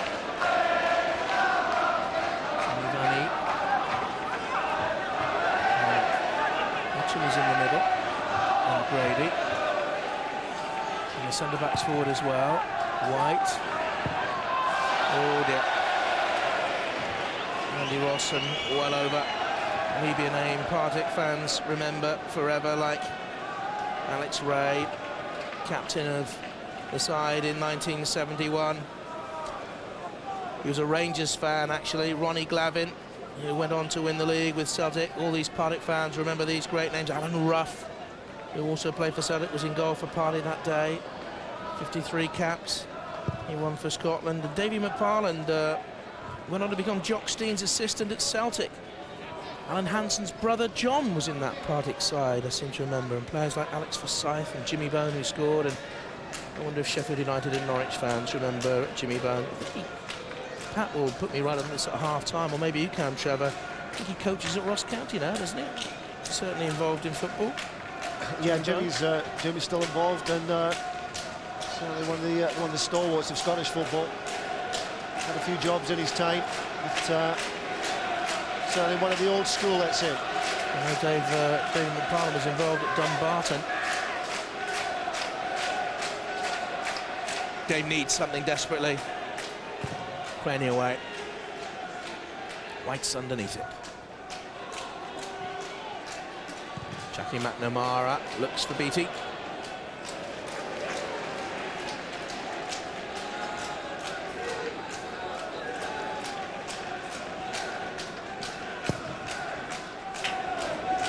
Should be Kennedy's, and is. Milne to White, looking for Fleming, and he was held back. So it looked as if he was impeded by McNamara. And Celtic have given it away. Milne, and this is John Paul McBride, former Celtic youngster. He's giving Kenny Milne something to do, and he's done it. Well, he's deceptive on that left wing back side, the 24-year-old Stirling-born former Hearts player, Kenny Milne.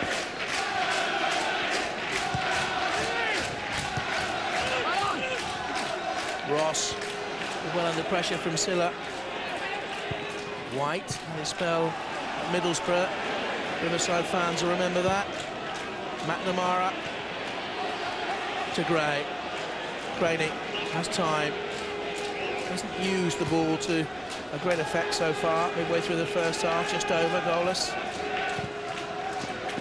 The winner plays Hibs in the quarter-final of the CIS Insurance Cup. Away in a couple of weeks. This is Beattie. Didn't quite drop for him. Ross. White. It was scrambly stuff in the end. Well, there's a half a chance for Craig Beattie there. If he'd gambled and hit it first time, Kenny Arthur had come out to meet that ball as it dropped into the Partick box. Maybe a first-time opportunity there for Craig Beattie, would have seen him score. Fleming with the foul. Much travel, Meadowbank and Dunfermline, Dundee and so on. And a spell at Livingston as well.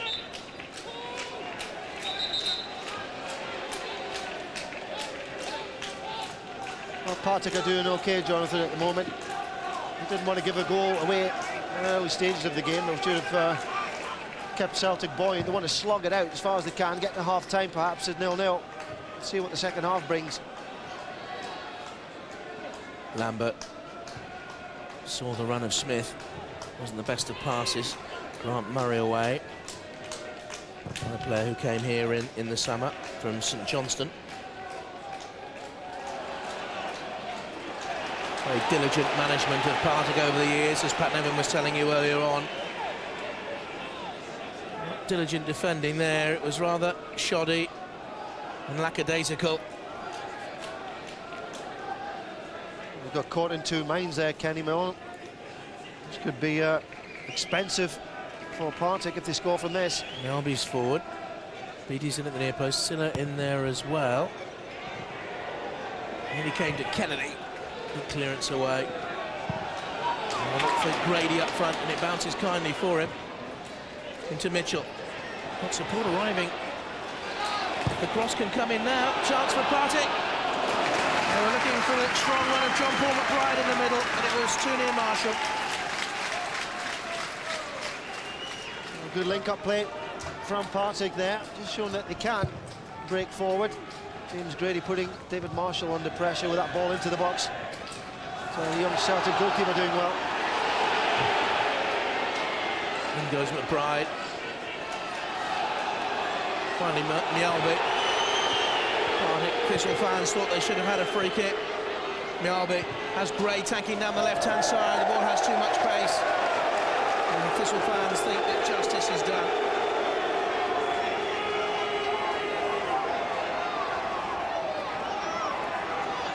Majority of Thistle fans on this commentary side of the ground. Seats just under 11,000 here now. Incredible to think that nearly 50,000 once watched the game here against Rangers. This is Momo Silla. Good challenge on it.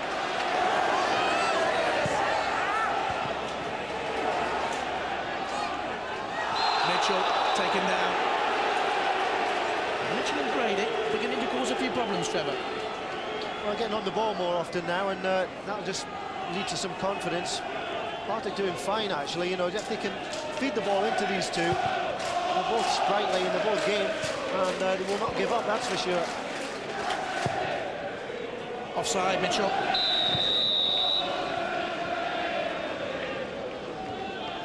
Scored against Kilmarnock the other week.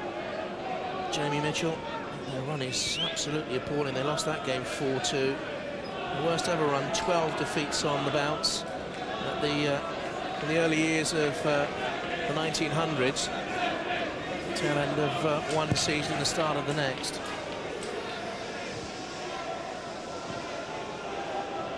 Gray. Maloney's forward. Beattie's in the penalty area. Play the header wide. Lambert finds Gray again. Maloney's made the run out wide. Lambert. Well, I think it was deflected off John Paul McBride. Powerful challenge by Kennedy. Loves a tackle, doesn't he? It's a strong boy. He reminds me a bit of John Terry, actually, at Chelsea, the way that he approaches the game. Strong lad.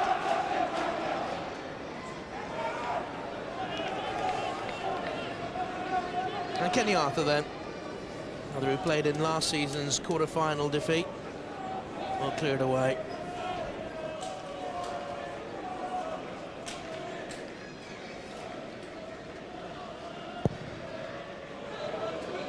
Mill.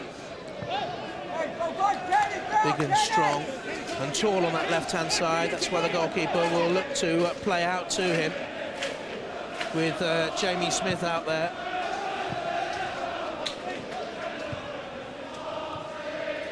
Forward by McNamara, now Lambert and Gray. Craig Beattie did well. Craney. Cross doesn't beat Annie. Johnny Vanny in a way. Gray. No question that Celtic have the extra quality, even though they're missing names like Larsson and Sutton and Harson and Thompson and Boba Balde. Yusuf Al-Kharan, who's had his injury problems. But Partick Thistle showing a great commitment here, holding on. That's Gray into Silla. Header away by Murray. Only another mistake. Maloney looks for Silla, offside.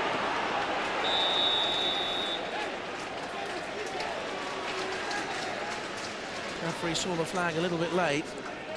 Well, again, a little bit self-inflicted. It's about right, I think. Momo Silla just in advance of the back line of Partick. Clever play from Maloney, though. He's got to look along the line, though, hasn't he? There's a striker in there. You've got to be aware of where the last defender is. Yeah, it was tight, though. He took a little gamble. And, only about 6 or 8 inches from coming off there. we were thinking of how Celtic would line up tonight. Initially we thought that Maloney would be up front with Beattie, little and large, and that Silla would play just behind the front two. Or that Smith might. This is Silla again, and that's well played, and that's Beattie, and that's 1-0. And Craig Beattie gets his first senior goal for Celtic. This is a young striker they say you will be hearing a lot more about. Craig Beattie, 19, 1-0 to Celtic.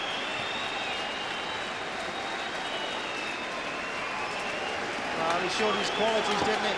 One was Silla doing well in the central attacking position, but Craig Beattie did exactly what we were talking about there, about keeping on side, looking along the line. And didn't he finish it well? Say a sign of a good striker when he passed the ball into the net, and Craig Beattie certainly did that. And a good week for the Beattie boys. With Southampton's James getting a couple against Portsmouth on Tuesday night.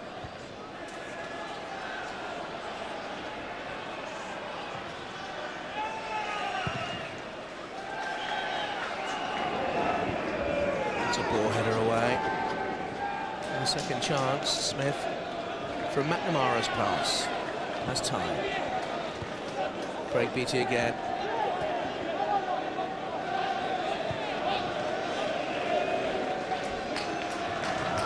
And Celtic score first against opposition like Partick. I'm not just talking any mere mountain to climb for the opposition. It's of Everest proportions. A crucial 5 minutes coming up for Partick.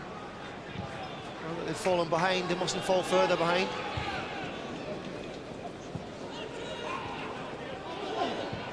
Lambert, great as a pass, Milner's in again. And that does look like their best route forward down that left-hand side. They seem stronger, and they do have the height of Milne against little Jamie Smith, who's 5'7". It seems to be the more consistent way out of defence for Partick. Kenny Milne naturally a left back. It's not natural for him to get forward and put crosses in.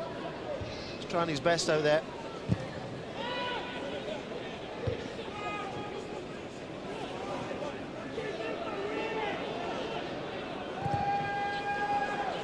Mjaby.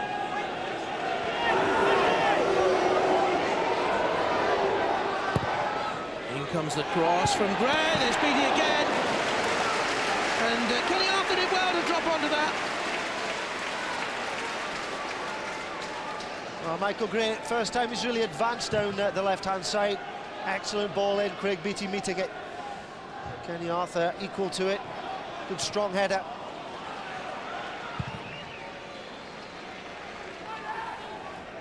Still beaten in the air. Well, he's headed down to Gray. Coming up after full time here tonight at Firhill, the semi-final draw. TIS Insurance Cup.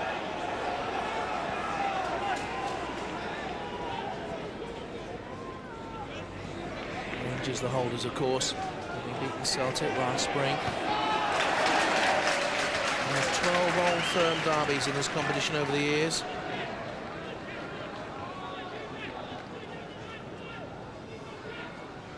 We say, Trevor, that momentarily Grady and Mitchell were causing a few problems on the deck. Mitchell's not really had anything to do, has he, in the goal? Seeing the Celtic opener once again. Yeah, it's difficult for those two guys, you know, Mitchell and Grady. And despite Celtic just having new players, or certainly fresh players coming back from injury, when you fall behind, the team starts to lose a bit of confidence, and they're going to have their work cut out. What Celtic do well is they spread the three centre-backs well. A lot of area for both of those players to cover, just to close Celtic down.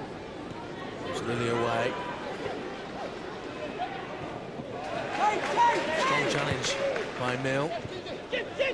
Forward it was by Fleming. Martin O'Neill. Steve Walford was just sitting there, just got a glimpse of him. He does so much of the coaching.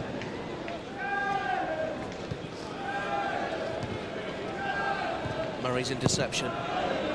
Fended away by White. Craney.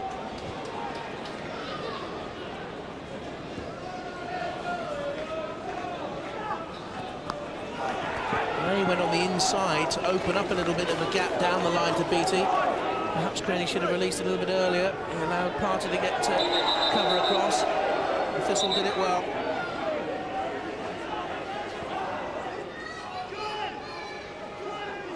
Graney. Let's find Gray this time. Mitchell was a little bit sleepy. Jamie Mitchell let him go. Graney. Good cover there, though, by John Paul McBride. Played 3 games for Celtic in his 4 years at the club before moving off to St Johnstone.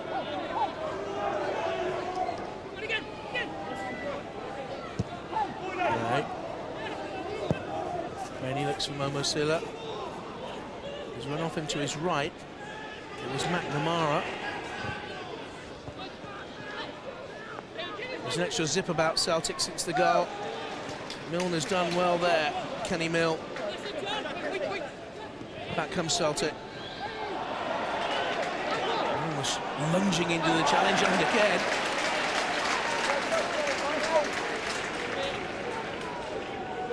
Celtic bench.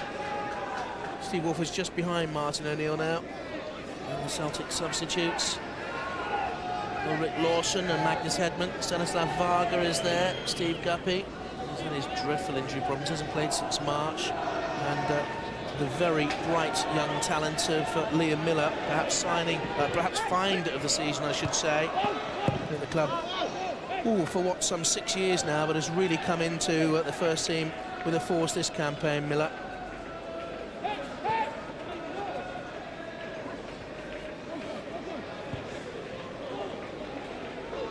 David Lilly. Just before kick-off, there's a fair amount of money put on Partick, you know. They were 14-1 rank outsiders for this tie. They came into 11s with a late spurt of cash placed on them, apparently.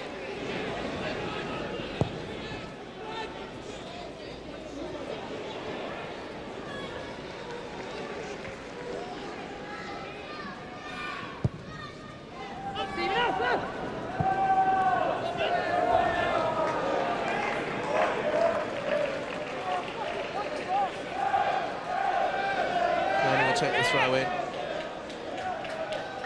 Well, certainly with the goal, Celtic taking full control again of the game. They had lost it for 10 minutes there. Re-established themselves as the team in possession. And Partick really having to work hard just to get a hold of the ball now. Mark Murray will be taking a text at half-time. And we've had one text from the Kipax Cook, apparently. Strange name. He had money on a Partick 3-0 victory tonight. He thought that Celtic would field a weakened side. Well, Kipax Cook falls and their money easily parted, some might say.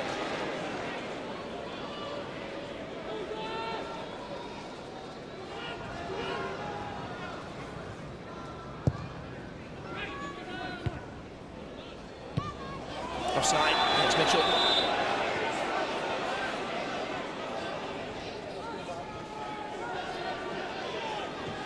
Where they will get a goal from Partick to draw this one back. Last time they beat Celtic was back in 1995. Celtic unbeaten here at Thistle. What, 9 years now. Kennedy. Pressurised by Grady. And fouled by Grady. That was a good tussle though. With the decision, James Grady. Well, prepared to scrap for anything, James Grady. 6 and 2 threes between the pair of them there. The referee rules in favour of Celtic. Kennedy prepared to hold on to just about anything he could.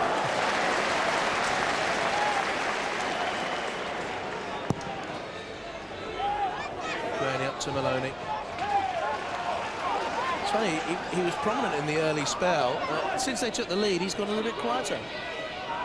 Yeah, I was saying that he was going too deep before, and now he's probably gone the other way. He's gone too far up the field, and occasionally Beattie, Maloney and Silla get a little bit flat. And that's maybe why Maloney's not sparkled so much in the last 10 minutes. Just not getting on the ball. Fleming was caught by McNamara. Derek Fleming, brave player. He's had a couple of leg breaks in his career. too tight to the touchline there, Jamie Mitchell.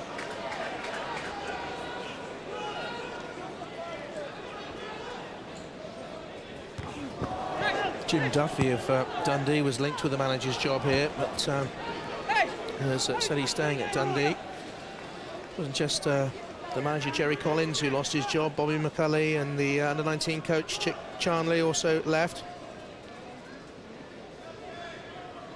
And Grady up front actually is now combining playing for Thistle with coaching at under-19 level. There's some talk up here actually. I read an article that the biggest sponsor of the club, Eddie McMurray I think his name is, was unhappy with the sacking of Mr. Collins, thought he deserved more of a chance. Too sure whether that's correct, but it was reported as thus. White gives chase.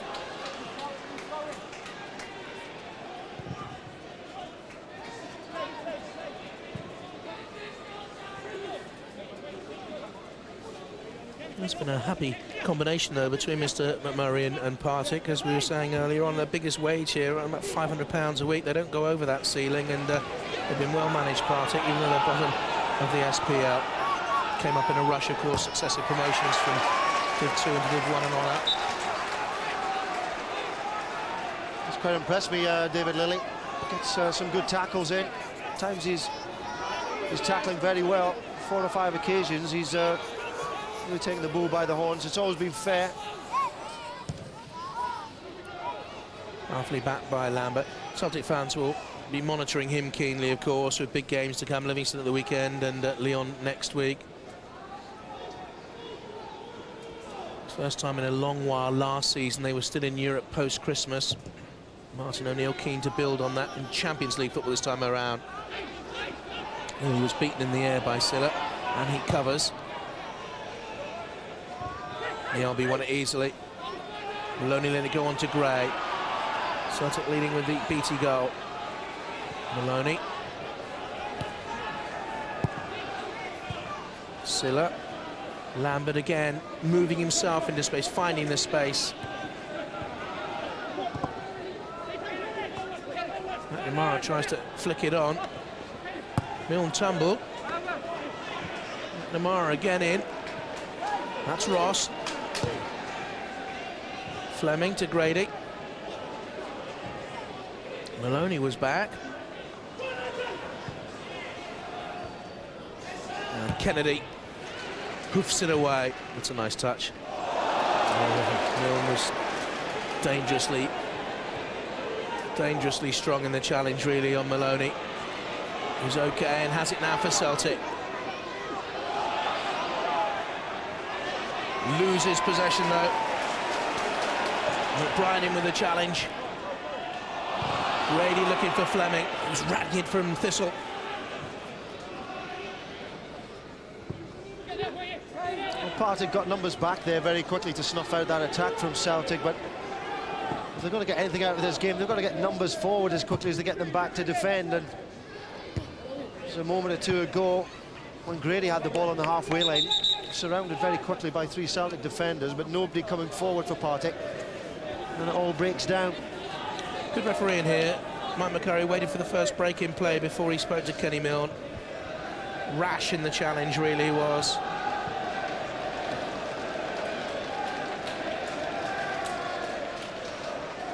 I don't think there was any ill intent in it. He plays with his heart on his sleeve, doesn't he, Kenny Milne? He's been as impressive as anybody, I think. David Lilly's had a good first half in central defence. Kenny Milne certainly not shirked his duties outside there on the left. Lambert's been a class above, though, with a lot of he's done. McNamara's used the ball well. Really wasted a pass. Smith. And Kennedy will choose his goalkeeper here. Victory would be Celtic's 150th in all competitions against Thistle, and their 3rd of this season.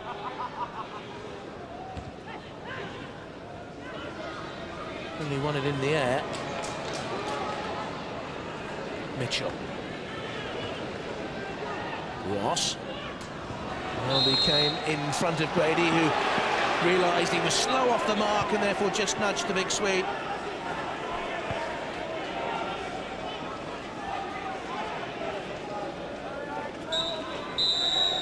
And the half-time whistle blows with the thoughts of John Barnes and Pat Nevin coming up momentarily for you on 5, with Celtic leading to the first goal of Craig Beattie's career against the Partick Thistle of Jerry Britton and Derek White. Martin O'Neill's side ahead.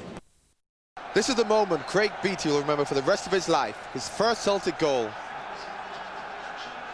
You can see how happy he is, which makes the score Partick Thistle 0, Celtic 1. Although Beattie scored the goal, the first half for me was all about Sean Maloney's movement, his appreciation, his bringing people into play. He's had a fantastic first half, hasn't he? Yeah, I think although they fought very well at the start, Partick Thistle, I think we've got a text here from Nigel Wallace from Glasgow, who probably agrees with you. He says, how important are games like this for the Sean Maloneys of this world? They're very important.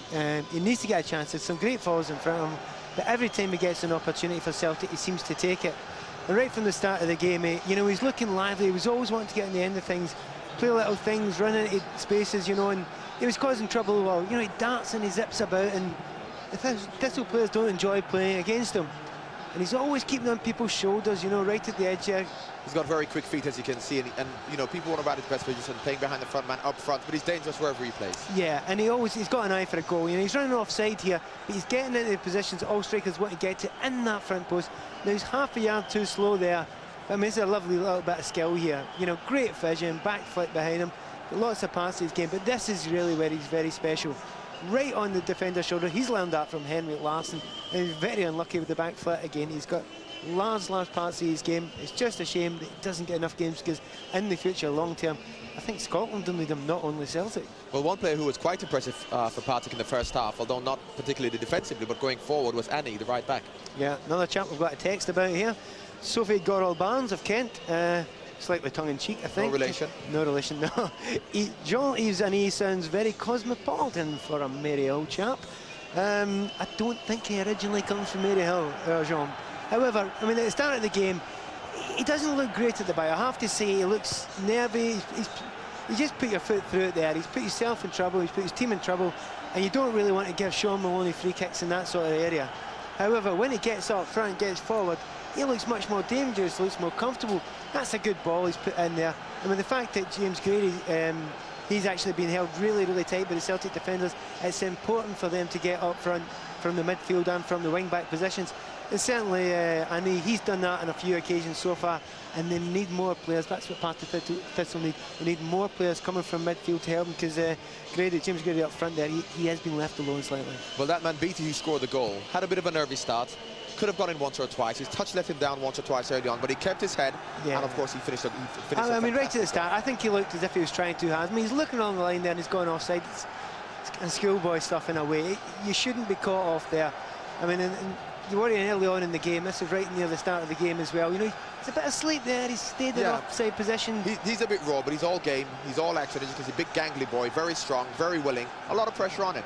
And I'll tell you what, the pressure all came off him when this happened. And it's a fantastic finish. You thought maybe he's going to take a touch, but that's a great finish. First time into the bottom corner. You can see why he's highly rated. He's not thought about it, has he? He just passed it and he's coming. When he got that, you could see the confidence really started coming in. Up this left side, Celtic looked dangerous.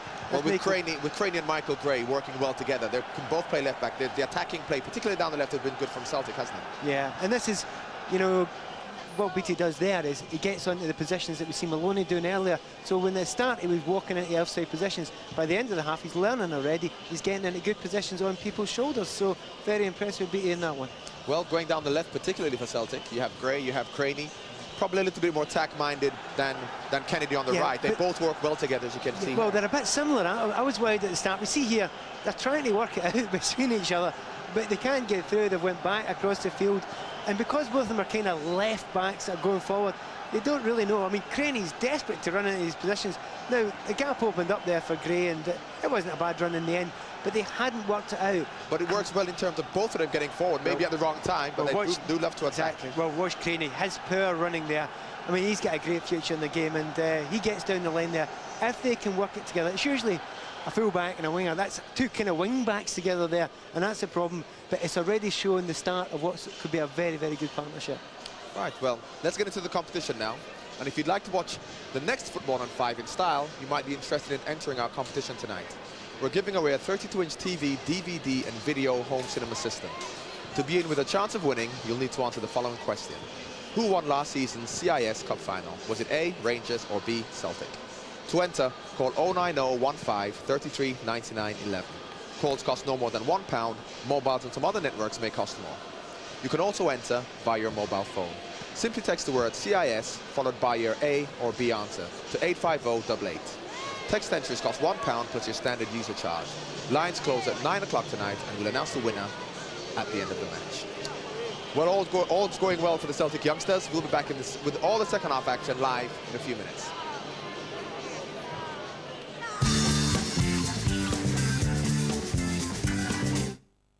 Sponsored by EmpireDirect.co.uk, the online electrical superstore.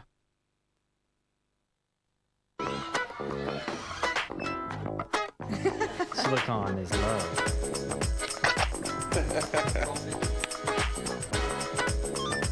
Moto tells all, Moto shows all, Moto sees all. Atomic gossip fuels human interaction.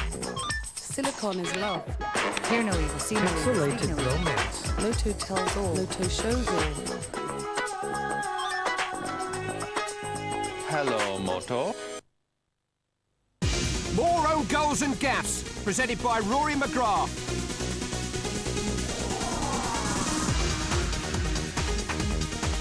Over 60 minutes of non-stop footballing insanity. Out now on video and DVD. In my dream, I'm in a museum. Executivus obsoletus. Executivus obsoletus. He's extinct. I'm extinct. His inability to adapt to the rapidly changing business climate proved his downfall. What does it mean? You need to adapt fast or perish. Perish? Or be acquired. I'd rather perish. Let's go see the woolly mammoth.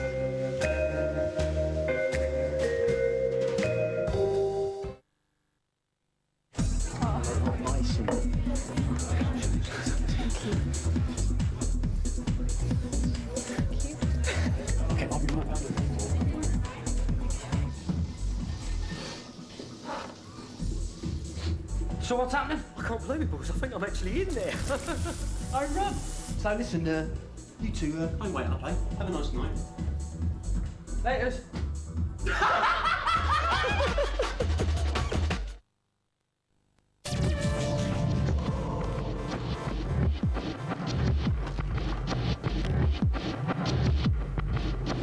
Shave with FillerShave Cool Skin, and the moisturizing gel helps prevent irritation. Or use SensorTech, and you can personalize it for comfort. So there are two great ways to achieve shaving satisfaction. Tests prove it. Moisturized, personalized, satisfied. FillerShave.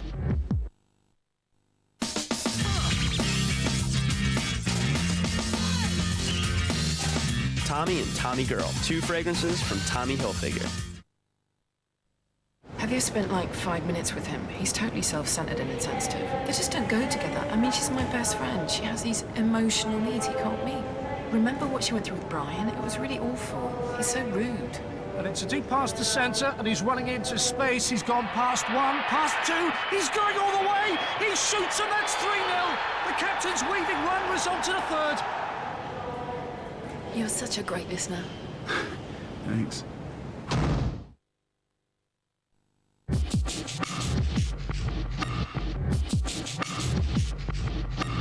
BT up front, and it'll be Partick Thistle to kick us off and underway in this second period. Kicking away from the north stand, the referee just having a check on his assistants, Mike McMurray. Did do very well in the first half, used the advantage real well. Celtic leading by a goal to 0. Immediately have Grady running at them.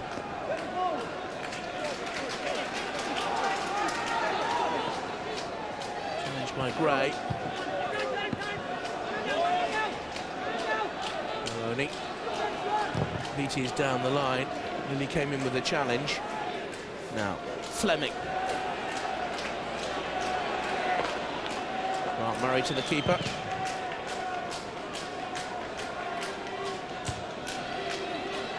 Craney forward. McBride. I'll be in there first, getting in front of James Grady again.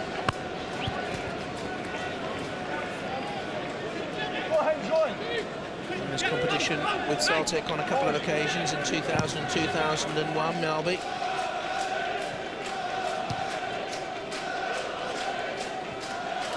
On by Maloney.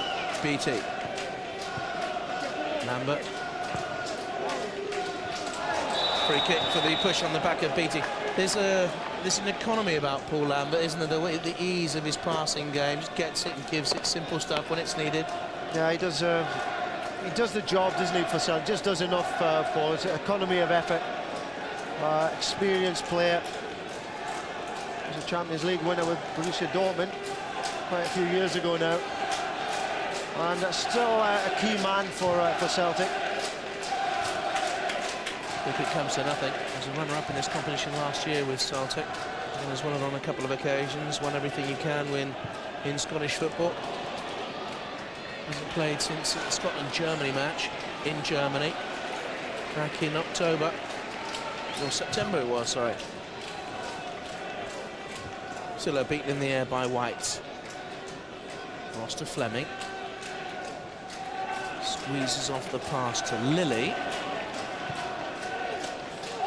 And he did well for him actually there, because the quality of the Lilly pass wasn't great. Smith in possession by Mill. Suspicion of a handball. Thistle fans in front of us, enraged in the Jackie Husband stand. And meanwhile, Beattie gallops away, kicks it in. Silla got across his man. Initially, the referee thought it might have gone out of play for a corner, checked his assistant, quite rightly gives the goal kick. Good counter-attack there from Celtic. Beattie stretching his legs, and Silla had made that run to the near post and just couldn't direct his effort on goal. So Beattie chasing it down. He saw Silla in the corner of his eye. So good defence again there from Lilly, just keeping him under pressure. Hasn't scored since February, Momo Silla. That was the suspicious handball incident. I think it would have been harsh. John Kennedy with the throw. Mjallby. Craney. He's already occupying a more central position on the left of the centre-back three at the start of this second half. As Pat and John was saying, for periods of the first half, he and Michael Gray were getting in each other's way wide. There's Craney again.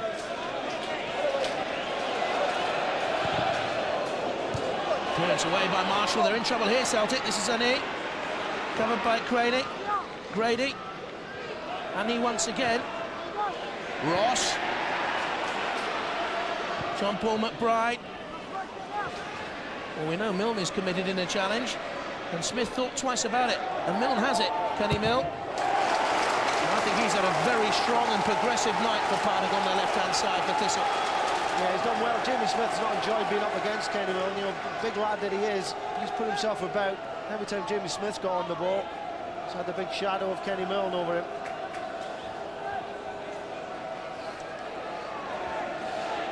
Paul McBride with the corner kick. He's at the far post, Mitchell at the near post. Too far for Marshall. Celtic away through McNamara.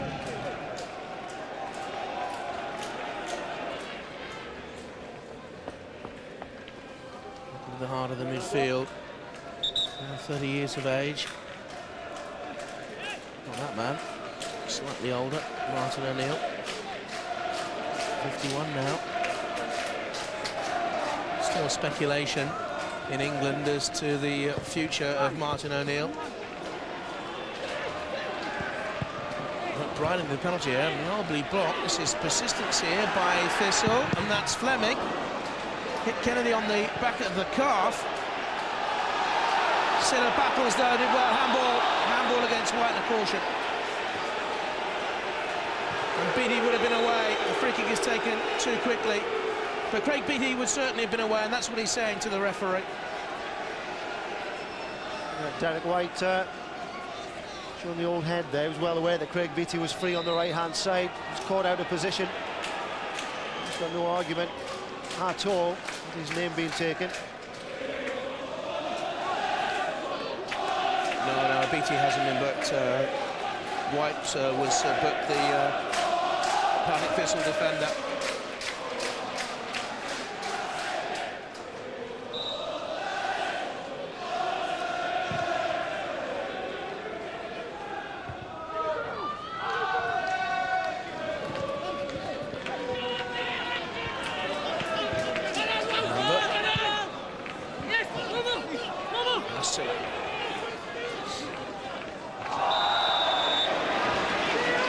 Free kick.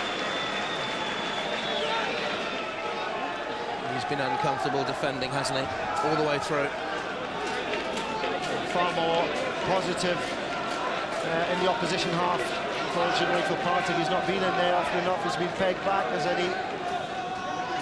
Again, another foul, another opportunity for Celtic to get the ball in the box. Raise across, then a swing.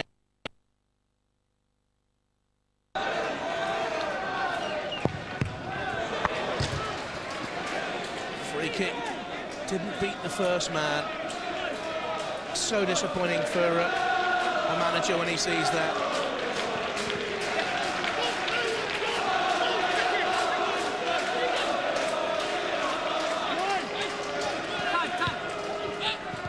Great. Going forward. Slanted out by White. Well, bundled up by Kennedy. Beattie will struggle to keep it in. Well, he has done superbly well. Gray. Lambert was in support. Maloney back to Gray. 3 in the middle. Offside flag raised, I think, against Silla. McNamara was arriving with a lung-bursting chase, but I think it was Momo Silla in the middle who was idling. Yeah, it's poor. That's poor from Momo Silla. Of course, he doesn't play centre forward that often. Certainly not showing any awareness of the back line of Partick. Miles offside. Attendance 5,700. Smith, it's a fine ball. Good chest trap away from Beattie. Took it away from the defender, the trap, the control, and he's pressurised into giving away the throw-in. Craig Beattie's only 19, turns 20 in the new year.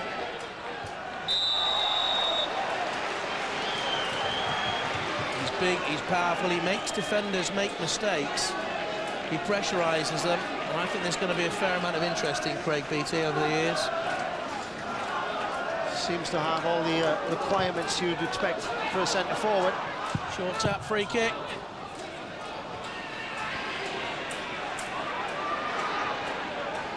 It's a good chinking run by Maloney. Keeper punches it.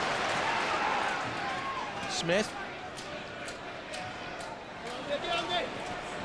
One back by Andy Ross. And then given away, Silla. He slides Milne. Committed in a challenge, not for the first time this evening. Ross knocks on.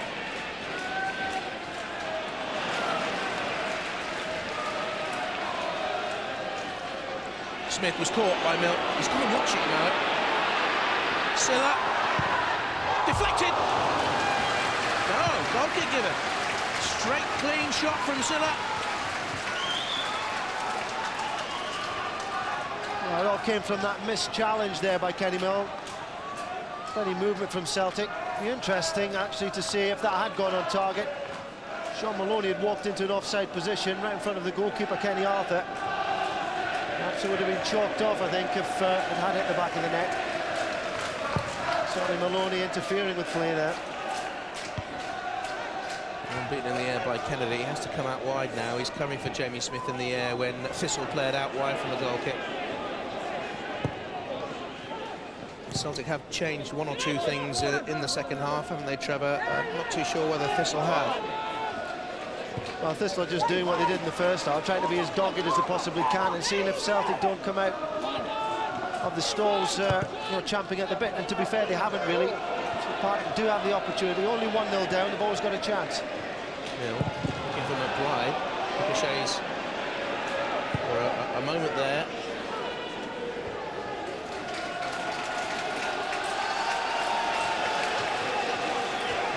Thistle not out of this. Derek White, now 35 years of age. McBride just too far in front of Grady, and the cover was by Grady.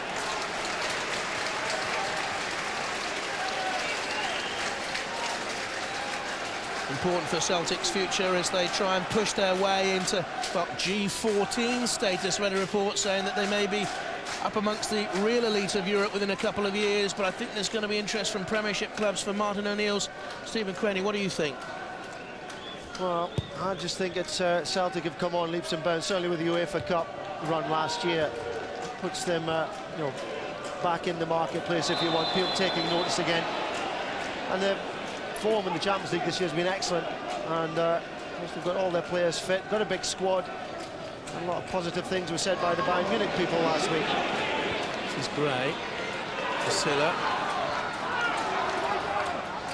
McNamara from a little push ball to him by Lambert. Away by White. Grady.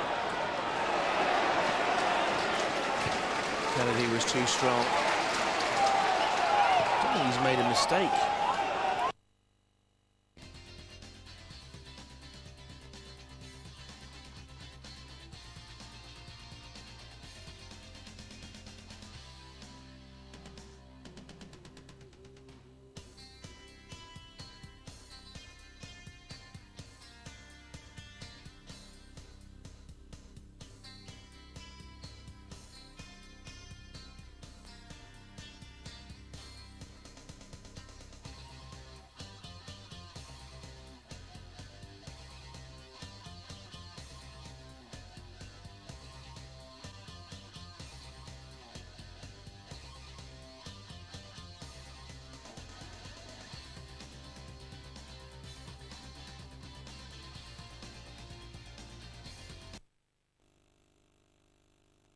He fell, he went over on the side of his foot. Yeah, there was nothing there in the challenge as such, and self-inflicted, that one. Thistle fans in front of us think that he was making a meal of it, but it would have certainly brought pain. He just went over on the side of his foot. I can remember a few of those from my career. Not pleasant, I have to say.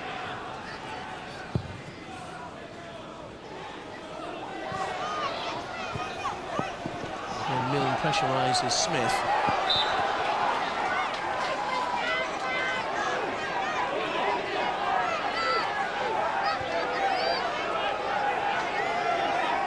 Smith leaves the ball. Kennedy will take the throw. Smith, the fringe of full Scottish honours last season.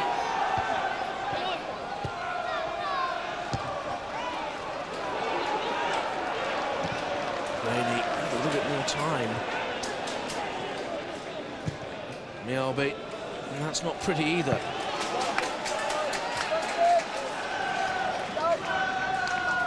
Almost on the hour then. Celtic still lead with that goal by Craig Beattie. Fine finish. Almost passing the ball into the back of the net with his right foot.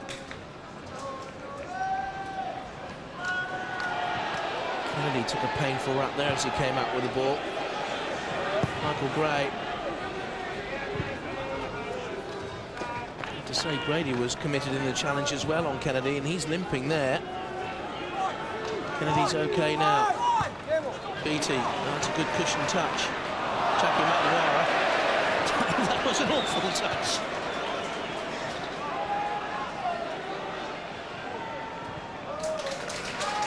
Well, that would have hurt Grady, and he's done well to turn it wide to Annie. Sees the run of Mitchell. That's a waste, really, from Annie. Occasionally, Partick do break out, and on that occasion, there was room in front of Annie to move into. It was a great touch from Beattie and not so great from McNamara.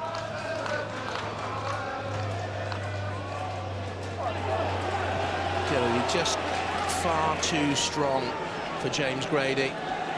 Craning. Oh, that's a great effort. Lovely effort from the 22-year-old. Only his 5th game of the season. Badly injury hit in 2003-04. Swerving away.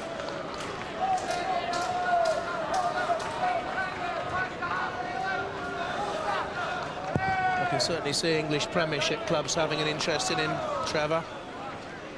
Yeah, he doesn't get a regular game. He's had his injury problems with Celtic this year, but he's certainly a quality player, adaptable as well. He'll play in that centre-back role in the 3, and he plays a left-back as well. Mitchell. Mialbit.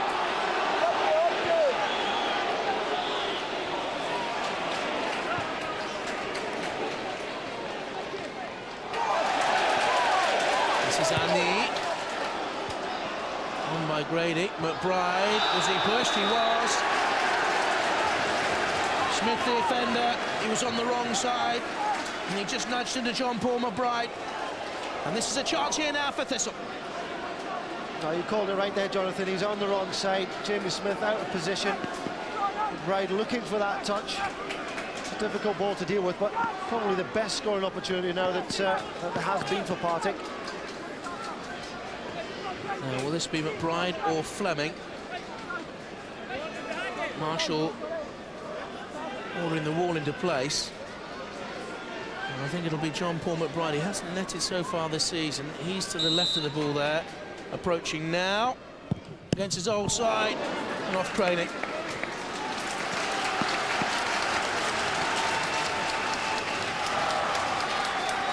Very highly thought of when he was a young man, Trevor. His career hasn't progressed as people thought it would. No, not at all, but he's trying to find his feet again here at Partick, and he's done well.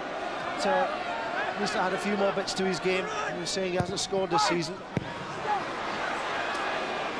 Knocked away by Beattie at the near post. Kennedy winning it.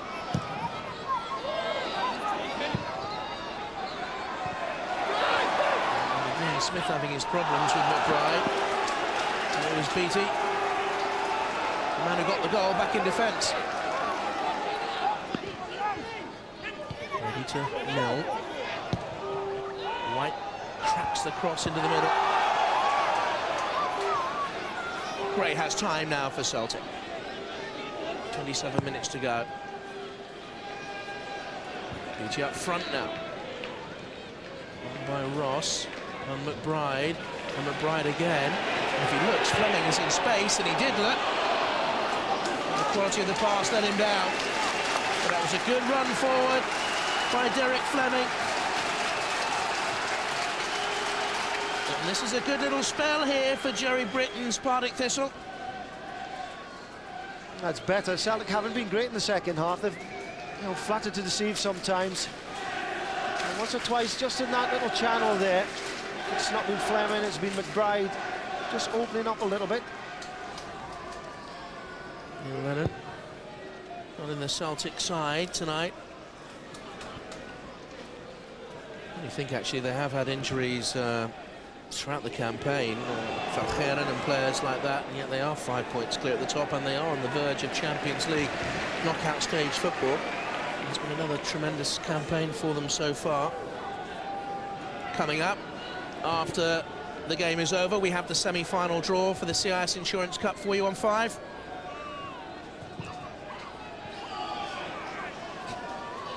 Extra time permitting, of course. Penalties. Mitchell. Craney.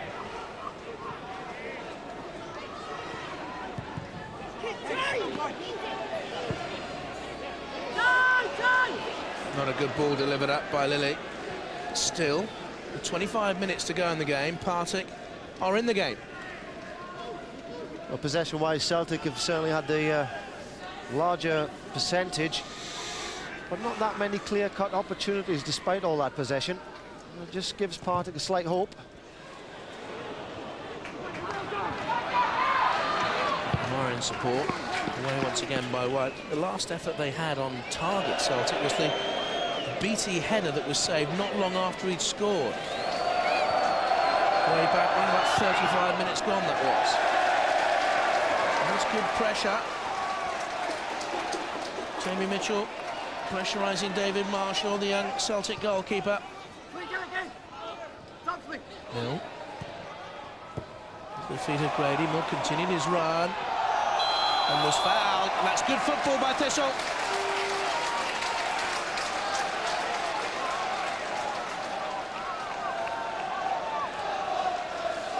Again, Kenny Mill, a willing runner every time, right through this game. He's been the man who's just prepared to do that bit extra and get the challenges in up the field.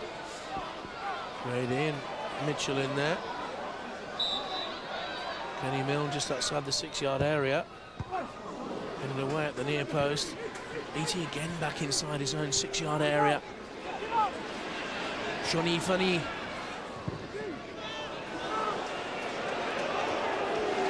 The keeper almost made a mark, rugby union style. Here in Scotland, not the home of the world champions. Sorry everyone, I had to get it in. And you can send your texts in. And no doubt you will.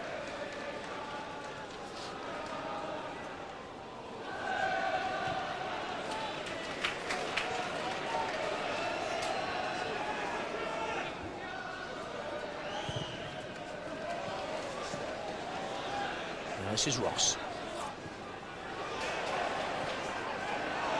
Sidesteps McNamara. And the touch was poor by Grady. The referee was being screamed at by the Thistle fans in front of us. They quite clearly felt that Ross was impeded. Well, he might have been.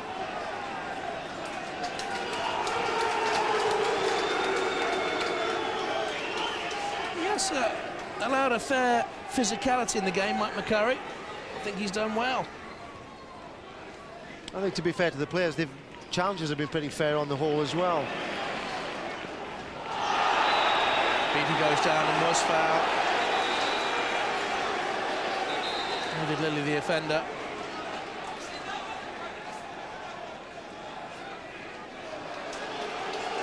And Lilly gets a yellow card.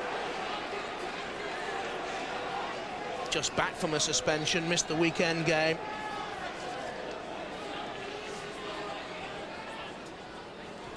Partick the only side in England or Scotland in senior football without a victory this season in the league. Their only victory of any kind, 4-3 on a penalty shootout against Peterhead in the last round. And a great roar as the referee gives a free kick against Beattie.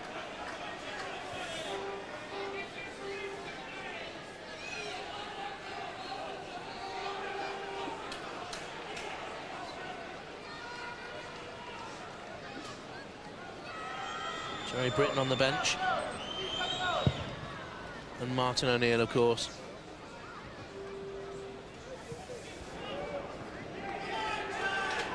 I don't think Jerry Britton... Sorry, Trevor. Sorry, John. I think Jerry Britton, just looking at there, I don't think he really wants to change anything. Partick are doing okay. They're still getting a fair bit of possession in the Celtic half, and they've just been a better quality coming into the box. And just one or two good passes just might open up Celtic, so I don't think they need to change anything as yet.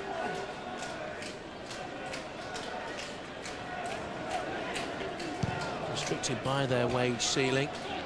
They don't have money to play with at Firhill. Finished at 10th in the SPL last season. Bottom this. Still spirited. Celtic fans will be interested in the substitution they're just about to make. Steve Guppy, I think, is going to come on. He hasn't played since March. I know they signed for £350,000 from Leicester, England international, with the one cap to his name, under Sven-Göran Eriksson. And, well, that's a good workout for Paul Lambert. A 17-minute run out. Hasn't played since September. And given a warm reception by the Celtic fans who've made up virtually half the crowd here at Firhill tonight. Good to see him back. Yeah, he's done well. I think he just found it a little bit hard going the last 5 or 10 minutes, you know, when you've been out for that long. Takes a little while to get up to speed, but certainly he'll be a great exercise for Paul Lambert this evening. Kennedy's throw. Silla from the Ivory Coast originally. By Kennedy again, flicked by Beattie. Looking for Gray. Duffy's gone away to that left-hand side. Here he is. Mialbi. So Guppy going to left wing back. Gray will come into Lambert's more central position.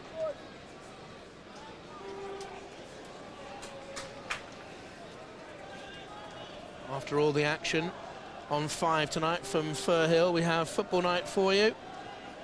10 past midnight tonight. Viv Anderson is the guest, previewing all the weekend's fixtures. Interviews with Gareth Southgate and Eddie Gray, the caretaker Leeds manager. Annie Mitchell. Annie, what a kick. Celtic were a little pedestrian there, Trevor. They haven't been that impressive, I have to say, in the second half, and perhaps could have been something to do with Paul Lambert just feeling the pace a little bit, lost a bit of drive in the central midfield position. Certainly Partick have been the team that's been taking the game to Celtic. White and Milne in there. Also Lilly just in front of them, now moves behind them, wearing 2 on the penalty spot.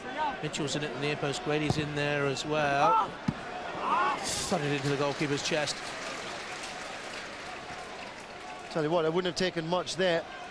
Kenny Arthur, David Marshall rather, taking that at chest height. One of those Partick players had just taken a little gamble. That would have been 1-1. Lilly away. And the 2 Thistle players booked. Derek White the other.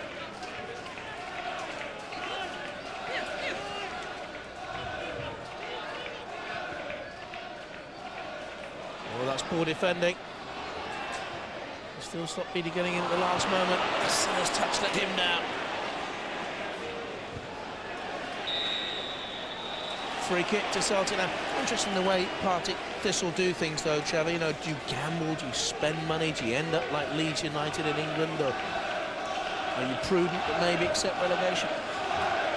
Prudent, I think you have to be that way. You know, we've seen, particularly in Scotland in recent days, problems at Dundee. Dundee United also have their problems, not too far to seek. So prudence, I think, is the name of the game. This is Gray, who's come to the right-hand side now. This will be a left foot cross swinging in. Ross was back, McBride. Looks for Mitchell. He's drawn Melby out there. It's a good turn by the veteran Swede from Jarfala.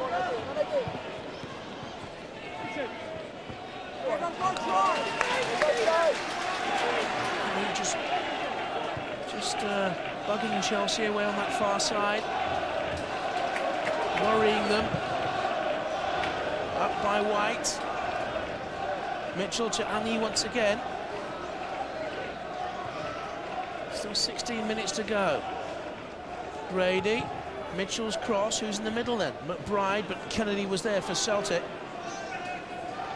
Maloney, who started off in crackerjack fashion, but has had a very quiet second half, involved as they cleared away. This is Momo Silla. It's a lovely run, and this is Smith, and that's 2, and that's Celtic through. Lovely cross-field ball, and the finish was precise.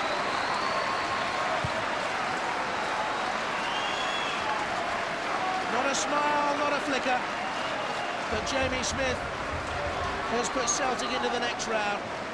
His first of the season in only his second start of the campaign. Good ball from Mo Silla. Took control of the ball well, opened up the game. Jamie Smith This time getting on the other side of Kenny Milne.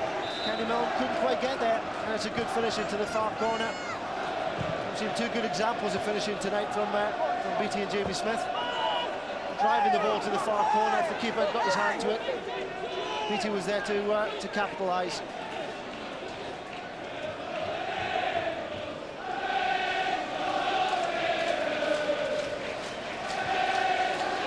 Smith's first goal since February when he netted against St Johnson. Another player who's had his injury problems this season.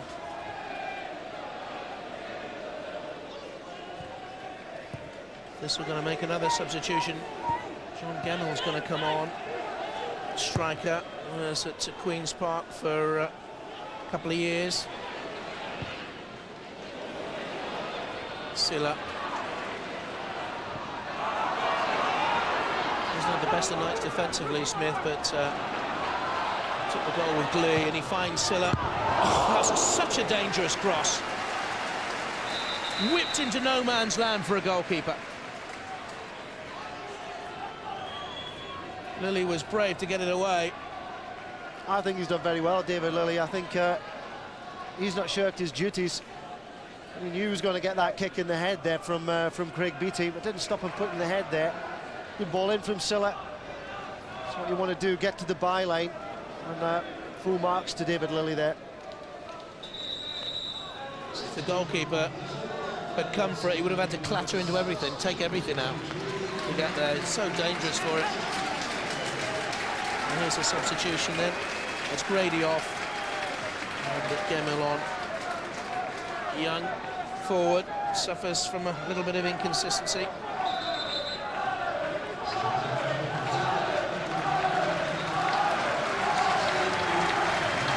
Celtic going to make a substitution as well. Rick Lawson is to come on, and Jackie McNamara is going off again to a terrific reception. Glaswegian, always a hero of the Celtic fans, and Larson's first appearance since the UEFA Cup final against Porto last season.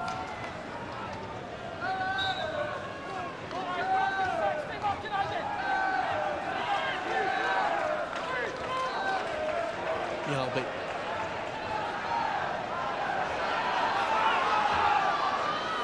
And still.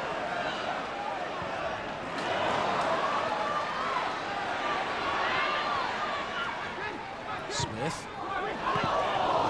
Keeper kept it out.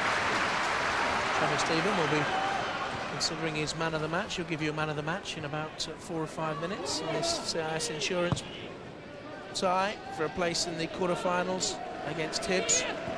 Semi-final draw coming up. This game delayed.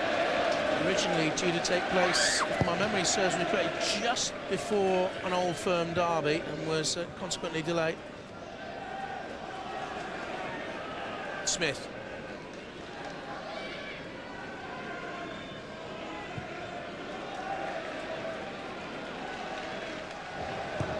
Guppy. It's for Beattie. Just youthful power there. Too strong for Grant Murray. He's giving him 9 years. Score of the first goal just after the half-hour mark, found in the penalty area and struck it low and sweetly right-footed. Maloney with this corner kick. Kennedy moves to the near post now. Taken away from him by Lilly. Gray. Guppy, Maloney has stayed out wide there. Kennedy's in the middle, Yelby stayed forward, Silla there on the edge of the penalty area. Larson's first touch, it's coming on. Smith. Driving. On this tiring, got back at him well. And, well, a corner kick is given. I think that should have been a goal kick. I think Kenny Milner's got a good shout here. This came off Smith last for me. As it came off the boot of Milne, it struck Smith last. It should have been a goal kick. Assistant referee was right on the spot there. He made his decision instantly, albeit perhaps the wrong one. Guppy's corner kick. It's Ross.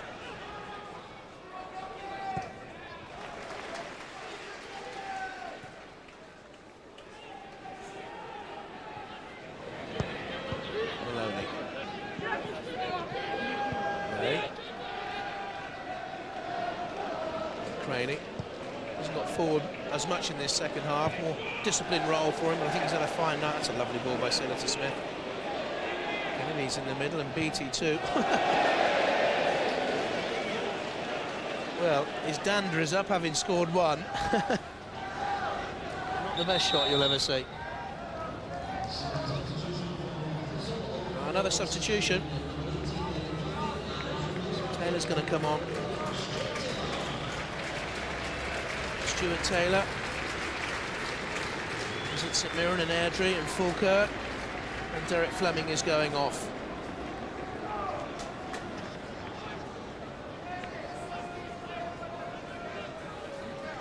What about your man of the match? Well, I was just watching a bit of action there before, and when Steve Guppy had the ball, he looked up instantaneously and saw young Craig Beattie sprinting out to the right-hand side to make up his mind, give him an option. And I think Craig Beattie's been that way all night.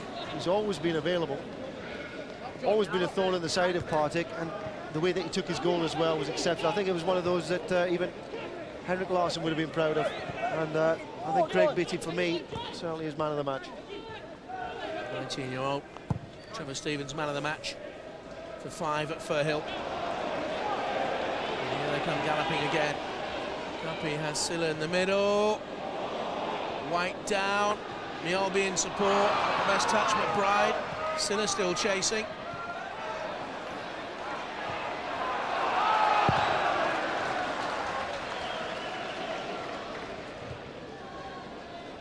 Kennedy had plenty of time. Mitchell, out by Lawson. Well, they're going to have to find a goal scorer of some stature, Trevor, aren't they? Because the great man is calling it a day in the not-so-distant future. Henrik Larsson. Oh, it's a constant debate in Scottish football anyway. Who's going to replace Henrik? Stuart Taylor. Lawson made the block given away by Ross. Maloney, Beattie. Only the keeper to beat. The bounce may have beaten him. Waiting for support. No! Oh! Cut the bar! He looked up almost as if he wanted Jamie Smith to join in. He's on the ball now. But it was a dummy, and the shot leaves the bar still rocking.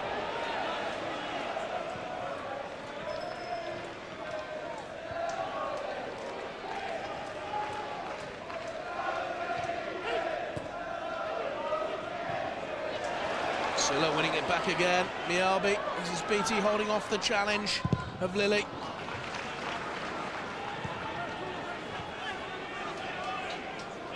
Very impressive, the Celtic teenager today. It's a good run too. Guppy towards the edge of the box. Shot lacked any sort of power. You don't look to Steve Guppy to score really. He hasn't netted since May 2001 for Leicester. I think it was against Tottenham.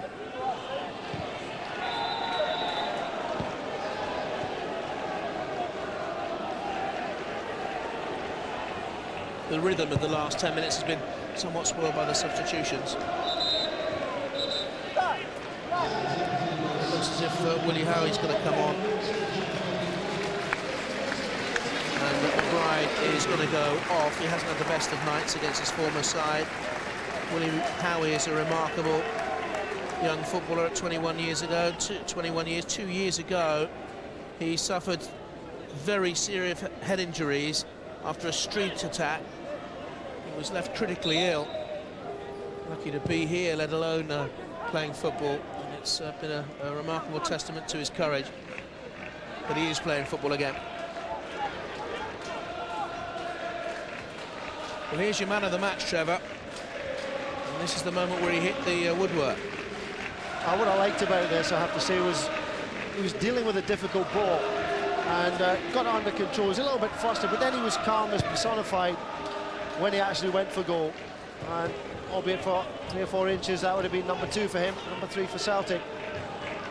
But certainly got a very coolness and calmness about him when he gets into the penalty area. And that's what, for me, is a hallmark of well, potentially a very good striker. Drops deep, wants the ball, he did there. Linked up with Mialbi. This is Maloney and Smith. And we're looking at the next generation of Celtic Park favourites, aren't we? Milne, though, for Partick Thistle. Mialbi has pushed further forward since the arrival of Lawson on the pitch. Again, Milne very strongly on Smith.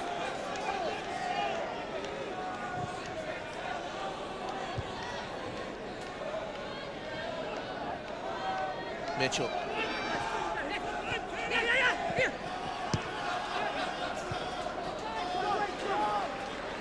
Maloney. We couldn't work out where the Maloney pass was going. It's actually aimed behind him to Crenny, who was in space.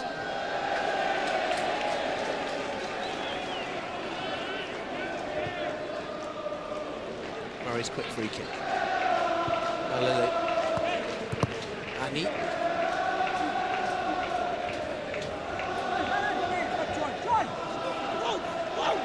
First night in charge for the caretakers, Jerry Britton and Derek White, who's out there on the pitch playing for the Jags. It's going to end in disappointment.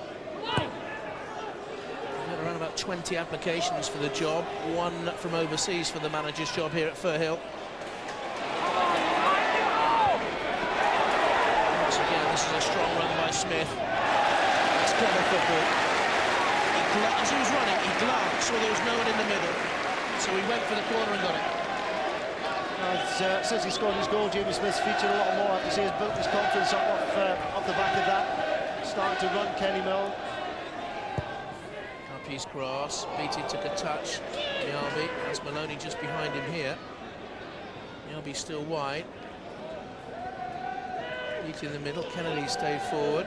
Silla seeks Gray in space. Still Gray. Kennedy. Nice header. Now perhaps this will come break. Willie Howie, 21-year-old. Gemmell. Seen a lot of him since he came on, the youngster. A meandering run comes to nothing.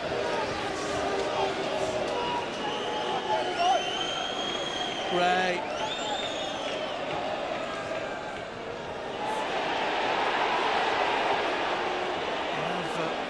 At least 3 minutes of time added on. We'll wait and see what the referee tells the 4th official.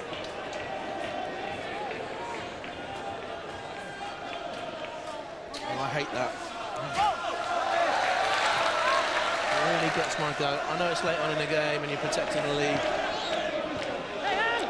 Didn't really seem to have much of a choice there, Craig Beattie. Kind of ended up in that position.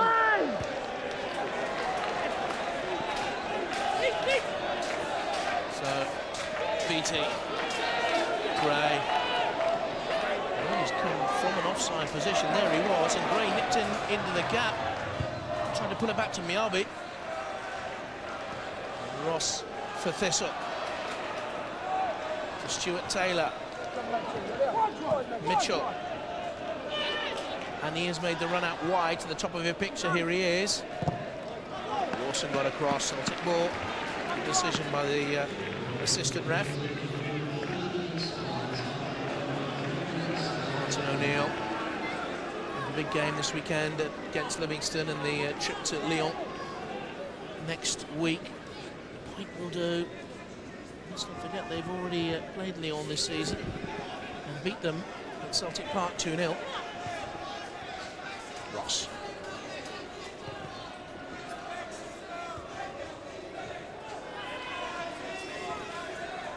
Howie. 2 men in the middle. Unfortunately, one of them was Lawson of Celtic. Well, I think they've been good value for a 2-goal victory. Thistle, and Kenny Milne in particular down the left-hand side have puffed and puffed away, but they've lacked a quality in front of goal or in the final third. Not really created anything. And David Marshall has another shot to save. This man has been the busier man, Kenny Arthur.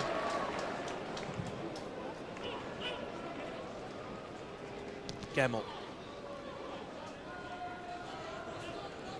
Back heel was neat to Howie. Well, Martin O'Neill wasn't particularly happy at having to play this game, but he's seen Lambert come through over an hour, and he's seen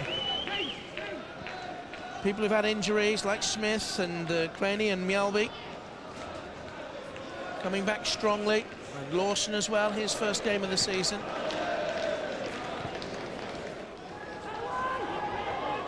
This man has a really strong evening. I think he's been outstanding. John Kennedy powering forward. One of the best of passes. He may well have just been caught late with a challenge as Jamie Mitchell went with him bravely.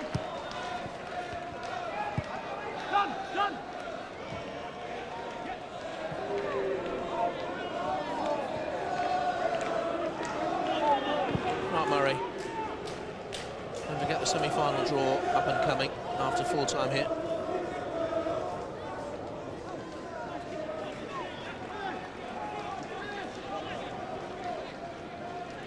Lots of time here for Craney. He can motor, can't he? Lilly cuts it out. Mjällby. Should be Murray's ball. It was Annie. Slumbering. This is Guppy.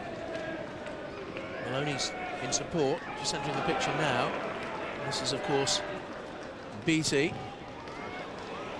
Maloney. Tight control. And the final flourish wide.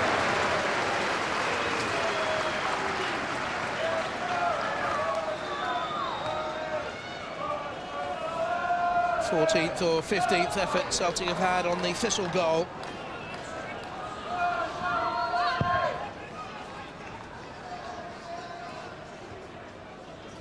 And I think overall it has been a comfortable evening for them.